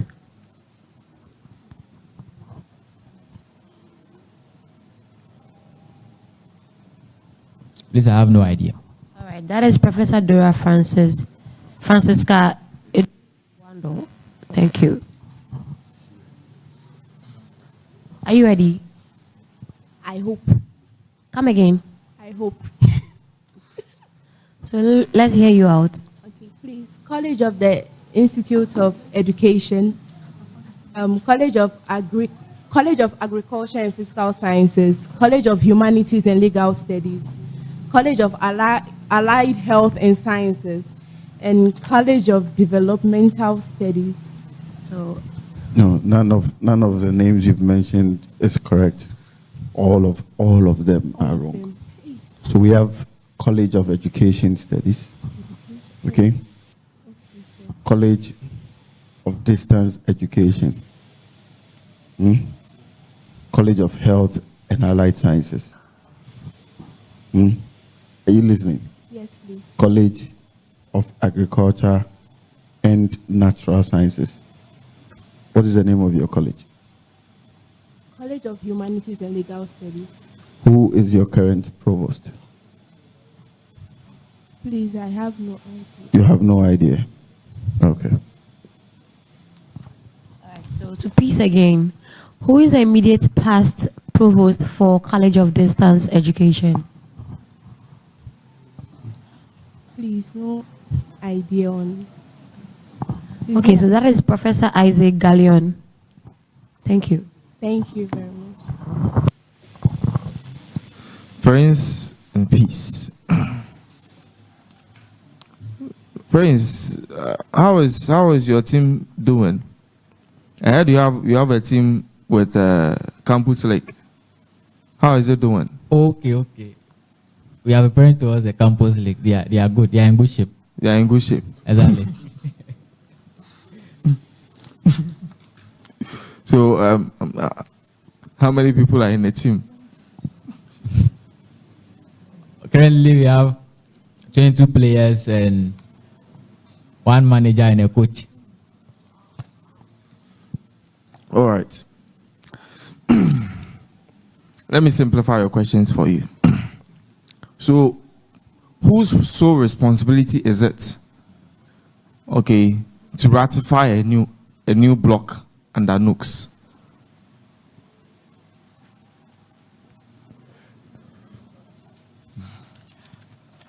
Please, I respectfully don't know. All right, no problem. Let me ask you this one too. I believe this one you should get it. Aside the many things that a student should do, a student is expected to do it, especially a student on probation. Aside the many things that student is not allowed to do, what is the student mandated to do under the academic policies and programs? Should I repeat the question? Okay. Okay, I'm saying that there are so many things that students on probation are not supposed to do. But there is one particular thing that students on probation are mandated to do. What is that thing? They must make sure that they pass their failed courses in the next level. They are supposed to subject themselves to academic advice for them to be able to recover. Peace. Yes, please. Okay. So, I believe since we came to campus, you've seen so many students with disability. Yes. All right. So, how many types of disability do you know? I know of blindness. So far, what I've seen blindness and immobility. How do blind people who have visual impairments, how do they read? How do they used to read? The Braille. Okay. So there are so many people who have the passion that we should be able to get a specific committee like we have the International Students Union, that is there. We have the persons with disabilities also there. But under the SRC, there are some people who believe that there should be a specific SRC committee dedicated to students with disability. What is your thoughts on that?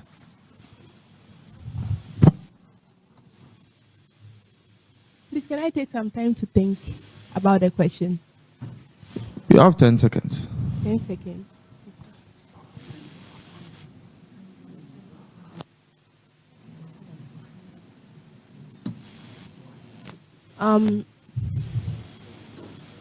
Please, I want to respectfully make a submission. Pardon? What do you think on that? Please, I'm asking her. Okay. So, I'm saying that the people who have the thoughts that there should be a specific SRC committee dedicated to persons with disabilities. What is your thoughts on that? I think it's a good idea, honestly speaking, because sometimes when I see them, I feel like they are moving alone and there is no one. All right. So when you come to power, for you, finally, when you come to power, what will you do for them? I'll work hand in hand with my running mate too. What will you do for them? He is not a running mate. What will you do for them? Personally, what will I do for them? I would raise awareness on the problems they have in the university. And after that, I will sit down with like-minded people on that same issue to discuss how we should help them. Thank you very much. Thank you. Yes, thank you. Prince. Yes, sir.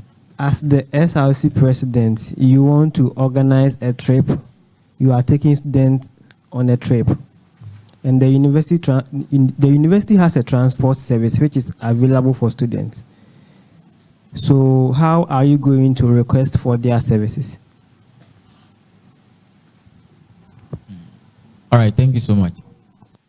Well, I think with the transport committee, I have my transport chair. So by the help of the transport chair, we will kindly write to the transport chairperson requesting a trip, for which if we are granted the permission, well, actually we have to state the reason in the letter and the people that are actually going. Okay, so there are certain requirements, the letter that you are writing to the transport service, can you list them? There are about 5 requirements. Well, I should do that about 3 days earlier. That should be around 72 hours notice. That's not right. It's 5 days. All right. Those that are going to take part in the trip, I should include their names and their index numbers, their program of study as well. And their signature. And their signature. Mm-hmm. What again? I think that is what I have fair idea of. Okay. You have to state the purpose and the destination as well, the date and time when the transport will be required, and also the names of students who wish to travel together with the names of the halls in which they reside. All right, thank you. All right. Prince, are you okay? Oh, yeah, I'm okay. You are okay? Yes, please. Okay. I was just trying to find out. Oh, I'm okay. Okay. All right, peace. Yes, please. Okay, so listen to my question. I mainly work through board and committees which are responsible for policy making, some of which I am the chairperson. Who am I? Please repeat the question. Okay. I mainly work through board and committees which are responsible for policy making, and sometimes I am the chairperson. Who am I? Policy making. The Dean of Students. Sorry, that's the Vice Chancellor. Vice. That's the right answer. Thank you. You're welcome. Prince. Sir. Okay, please give me 2 modes in which the judiciary exercises judicial power. 2 moods.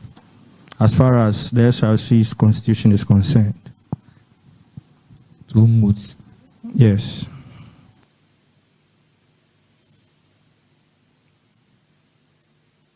One is actually the interpretation of the constitution. And I think I know only one. It's okay. So you can find the answer at Article 6, Clause 5 of the SRC Constitution. Okay. All right.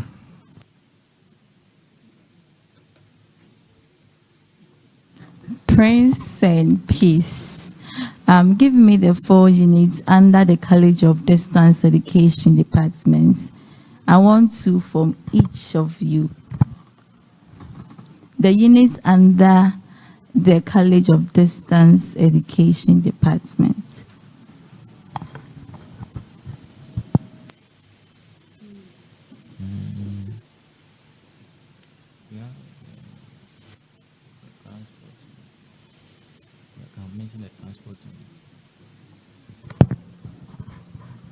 All right. We have the counseling unit.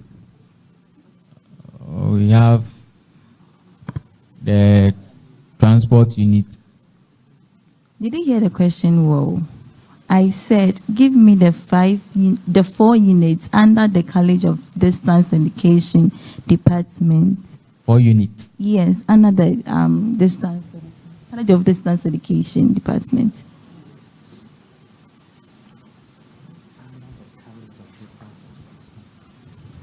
So the College of Distance Education, they have some departments. Do you understand? And she's asking you to name 4 of them. Each.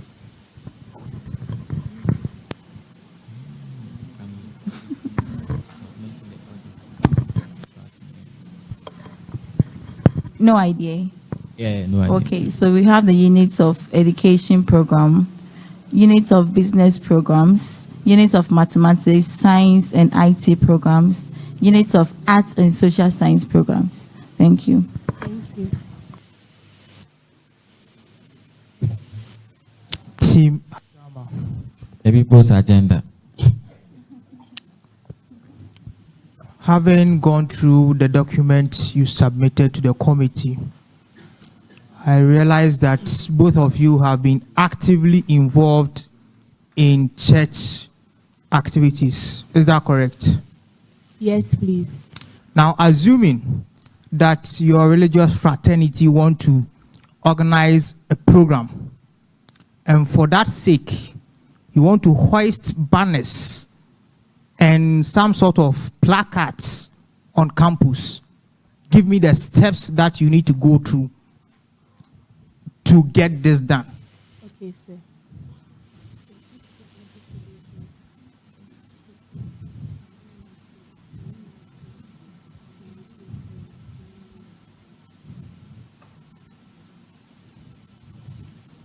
All right, thank you.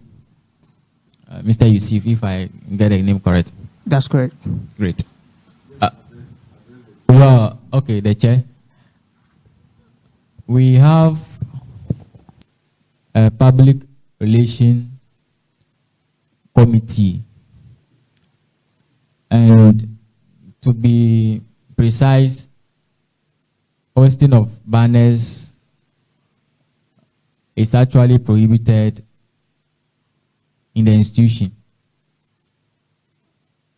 But we will make it. Is what you are saying, is it entirely correct? Okay, what I know is that hoisting of banners is strictly prohibited. That is what you know. I mean, illegally. Okay. Now, this is what you do. You have to officially write to the Directorate of Public Affairs to seek permission. Now, there are designated areas where you can what? You can do this. Now, if you flout those directives, there are some sort of repercussions that will come on the religious fraternity. Now to my second question, that is limited to the running mate of the team. Who is an aristocrat?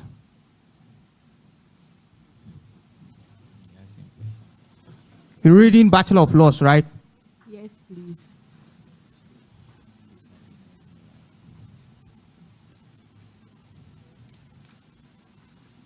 I have little information concerning it, but can I go around?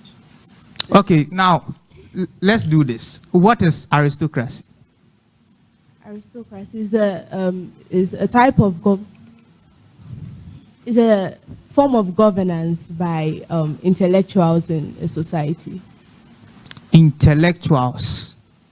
No. Or the rich. It is a system of government in which the rich few are always in the helm of what? Affairs. Now, do you know what honoris causa means? Pardon? Honoris causa. Please, no. Okay, that is an honorary degree that is given to deserving people by virtue of some exemplary lives that they've lived throughout their entire life. I think it's very important that you note some of these things. Thank you very much, sir. You're welcome. Team Agama. The people's agenda. Now, it has been recognized that the degree structure is not enough for students to graduate with a well-integrated personality. Do you agree to this fact? Please come again. It has been recognized that the degree structure is not enough for students to graduate with a well-integrated personality. Do you agree to this? All right, I'm not so certain. I can't say yes or no, because I think I have to think through to see what and what makes it unwell. Okay, quickly think through and let us know what you think. Please, the question again. The people's agenda. Our agenda.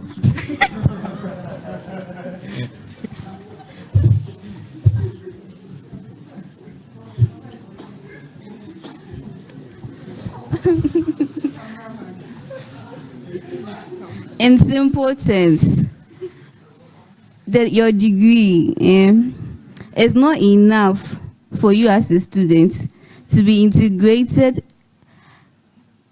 into to have a well-integrated personality. Do you understand the question? Yeah. Do you agree to this, that your degree is not enough for you, your team, to be well integrated? The courses you are taking in school, is it enough for you to be a holistic being? Well, as it stands now, I'll say no. Okay. And the practical reason is simple.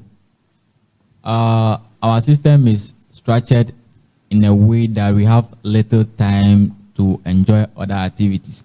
Let me just give you one practical example. My committee is spearheading IT in research for the level 400 specifically, but 300 are. Please, which committee is that? The student academic affairs. You're a member of that committee? Yeah, I'm actually the chairperson deputy.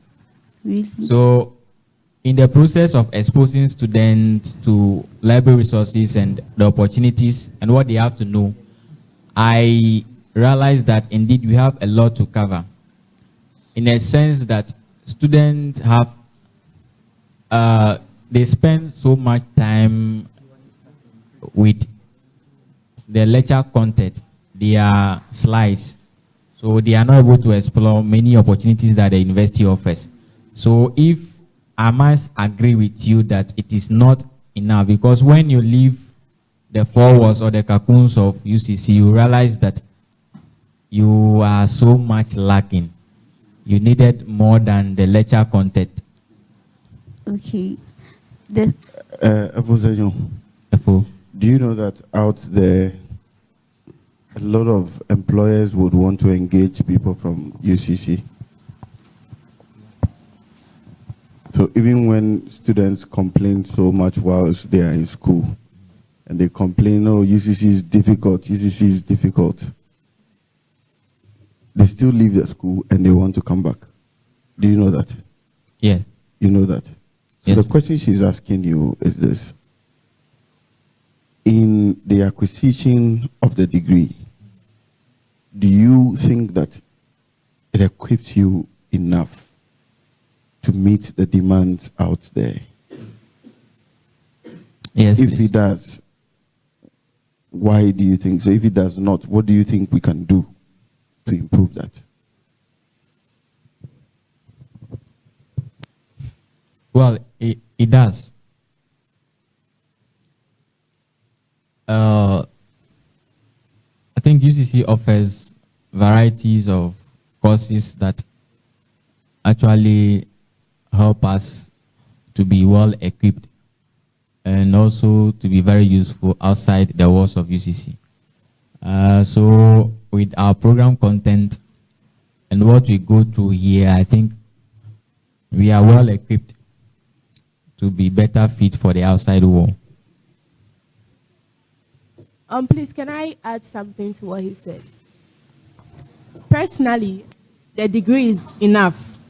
But in the world we live today, they are not only looking for your degree, they will ask you what else can you bring to the table aside from your first class or your second upper degree. And that's where I don't think your course being stressful or whatever is no reason for you not to engage yourself in other activities in the school. So that's my point. Are you sure it's enough for the, work environment? So you come to school, you are studying bachelor's of law, bachelor of laws. You think that alone is okay for the world of work? No. But that's what you just said. You said it's enough. That's why I added but to it.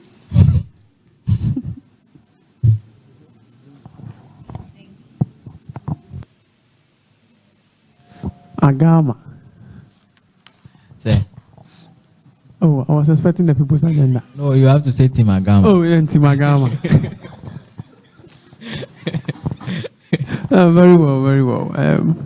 Since you want to aspire for the highest office of the student body, I think you have read the document that constitutionally and legally established your office.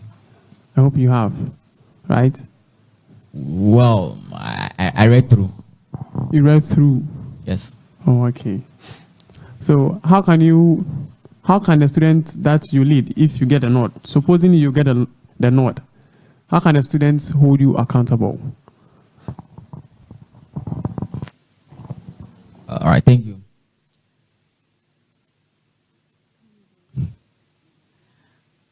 Well,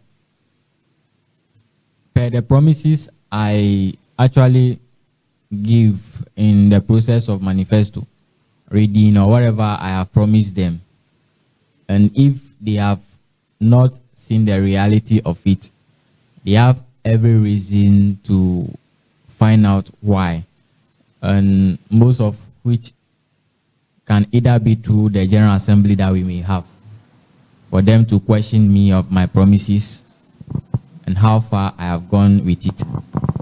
How do you also make sure that your decisions are in contaminance with that of the people you lead? Pardon? How do you make sure that your decisions that you make are in that of the interest of the people you lead? Well, the office is actually about welfare of the student.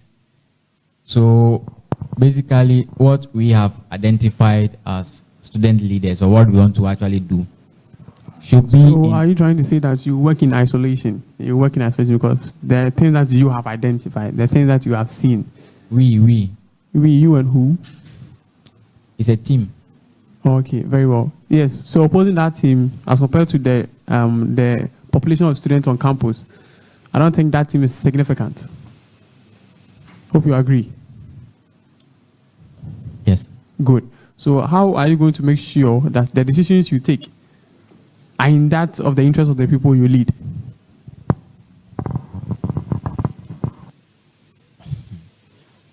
Well, making sure that the decisions are in the interest of the student. We, as a team or as an executive, know what students are actually facing. We have identified the challenges students are facing. And our purpose is to address it, although no government can solve all problems, but we must actually be honest with the student and let them know the reality. Miss Peace, Ajay, right? Hello. Good. Do you know what a standing committee is? Pardon? A standing committee. Standing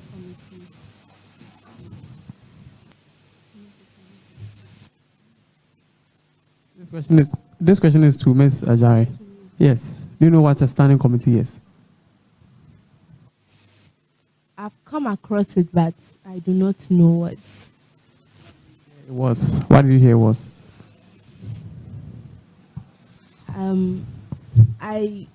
From my understanding, and Yeah. it seemed like it was a reserved committee for special purposes. Do you know an ad hoc committee? Ad hoc. Ad hoc. Yeah. I've also come across that. Very well. Thank you very much, Mr. Ajay.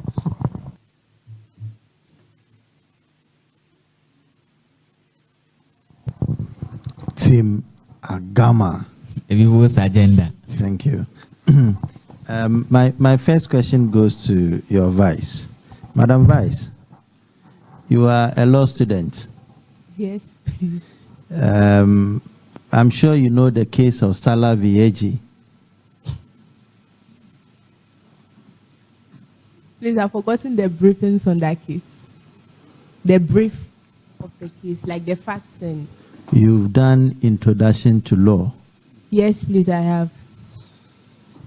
You've done philosophical foundation of law. Yes, please. Okay, so you know Kelsen's theory, Hans Kelsen. Pardon?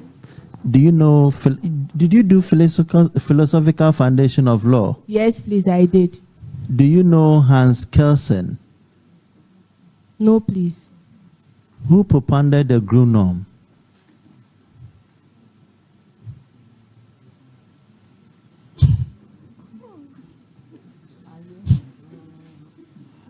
Please, I have no idea concerning that.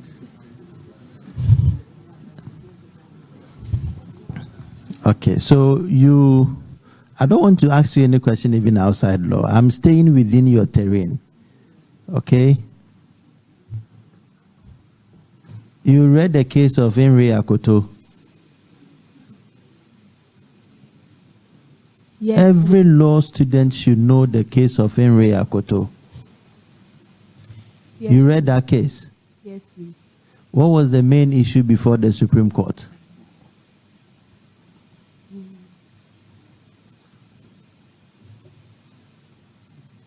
Please, can I think about it? You want to think about it. You have 15 seconds.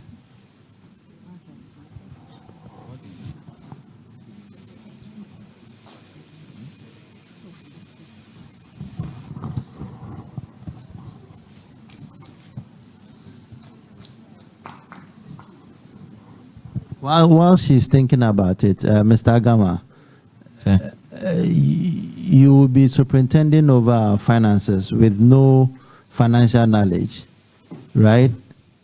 Or you have some mathematical knowledge to apply, isn't it? All right, I can say so. Okay.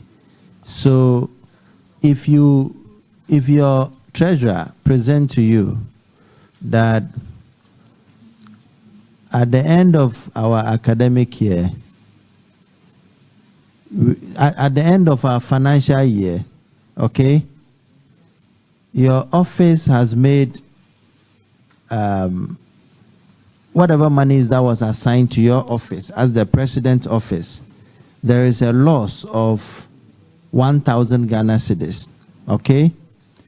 Are you with me? Yes, please. But the monies assigned to the local Nugs office has a surplus of 2,000 Ghana cedis, and that he has used your deficit he has used the surplus to offset your deficit. And for that matter, your balance looks good and a surplus of 1,000. And therefore, you should present this to the student body as your end of financial year account balance. Okay? Do you think he has done anything wrong? And if yes, what is it? Do you get a question? Yes, yes. Okay. Well, I think I even stated earlier that one thing we have to know is I must be truthful to the student. And if there is a loss financially from my office, I should be able to provide reasons for it, what actually accounted for the loss. And it should rather be understandable that this is what the money has been used for or has not been used for which we have run into a loss. Perhaps if it is an investment or whatsoever. So if the Nugs is having an interest or maybe some money is left with them for which their source of funding is basically from the SRC, they want to, for which I should let the students know. It should be in agreement with the Dean of Students that this is what the issue is. But if he disagree with me, then I think I should be liable for any sanction. Very well. Peace, do you have the answer now? Please, no, but from what I can remember from the case, I remember it had to do with a parliament issue. It has to do with what? It had to do with a parliament issue. In which case are you referring to? In Koto? Yes. In Koto had to do with parliament issue. Then I don't remember. Lawyer Fache is watching you.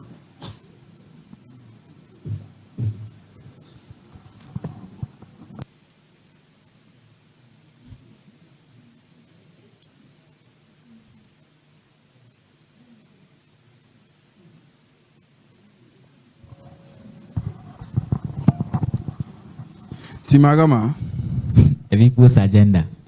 All right, so I just heard someone from the audience whisper, and what they whispered was that they would vote for you if you pass vetting, but then there's a condition attached. Okay, that's what I heard, and this goes to the vice.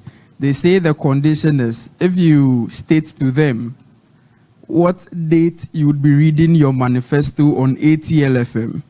If you pass this vetting, if you give them that date, you have 9 votes already. Kindly help us with the date that manifesto will be read on ATLFM.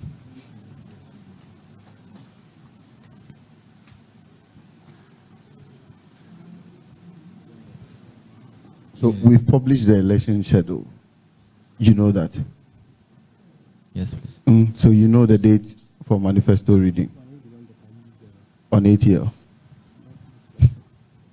So just tell us so that we go.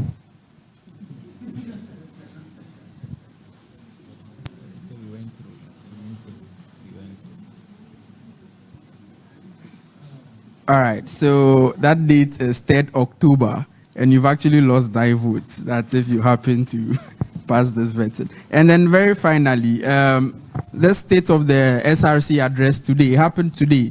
And then a special guest involved a former SRC president. He had the single honor of being a special guest. Kindly give us the name, and then I'll let you go from here. Any of you can help us with that. All right, it's called Mr. John Bodo. All right, thank you very much.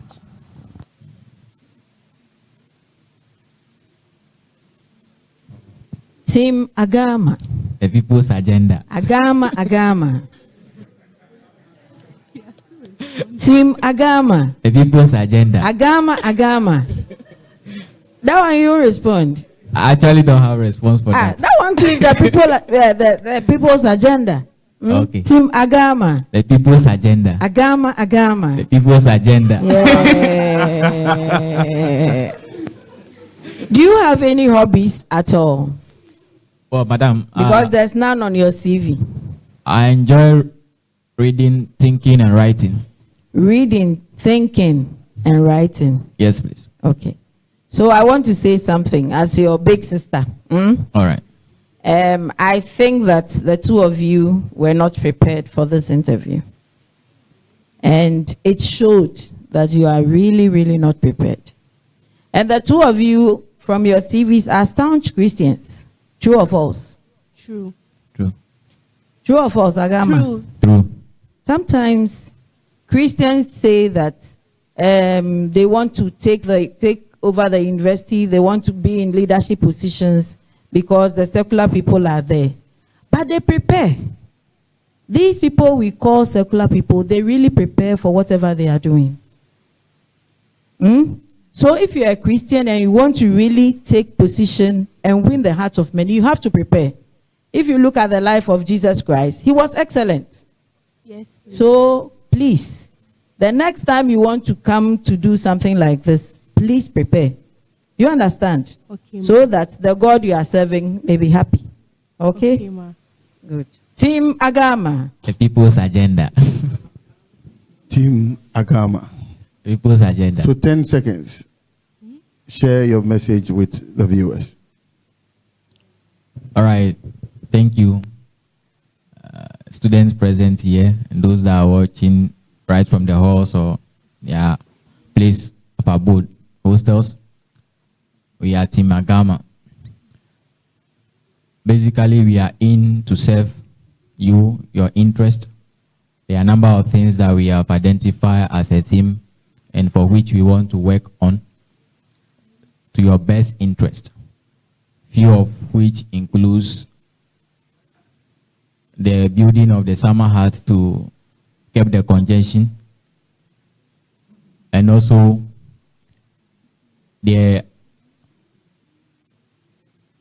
to introduce the free shuttle to aid movement on weekends, free shuttles on weekend to aid movement. We are in also to work progressively on most of the current administration's policies so that together we can perfect our union and make it a progressive one through student-centered activities and programs. Thank you.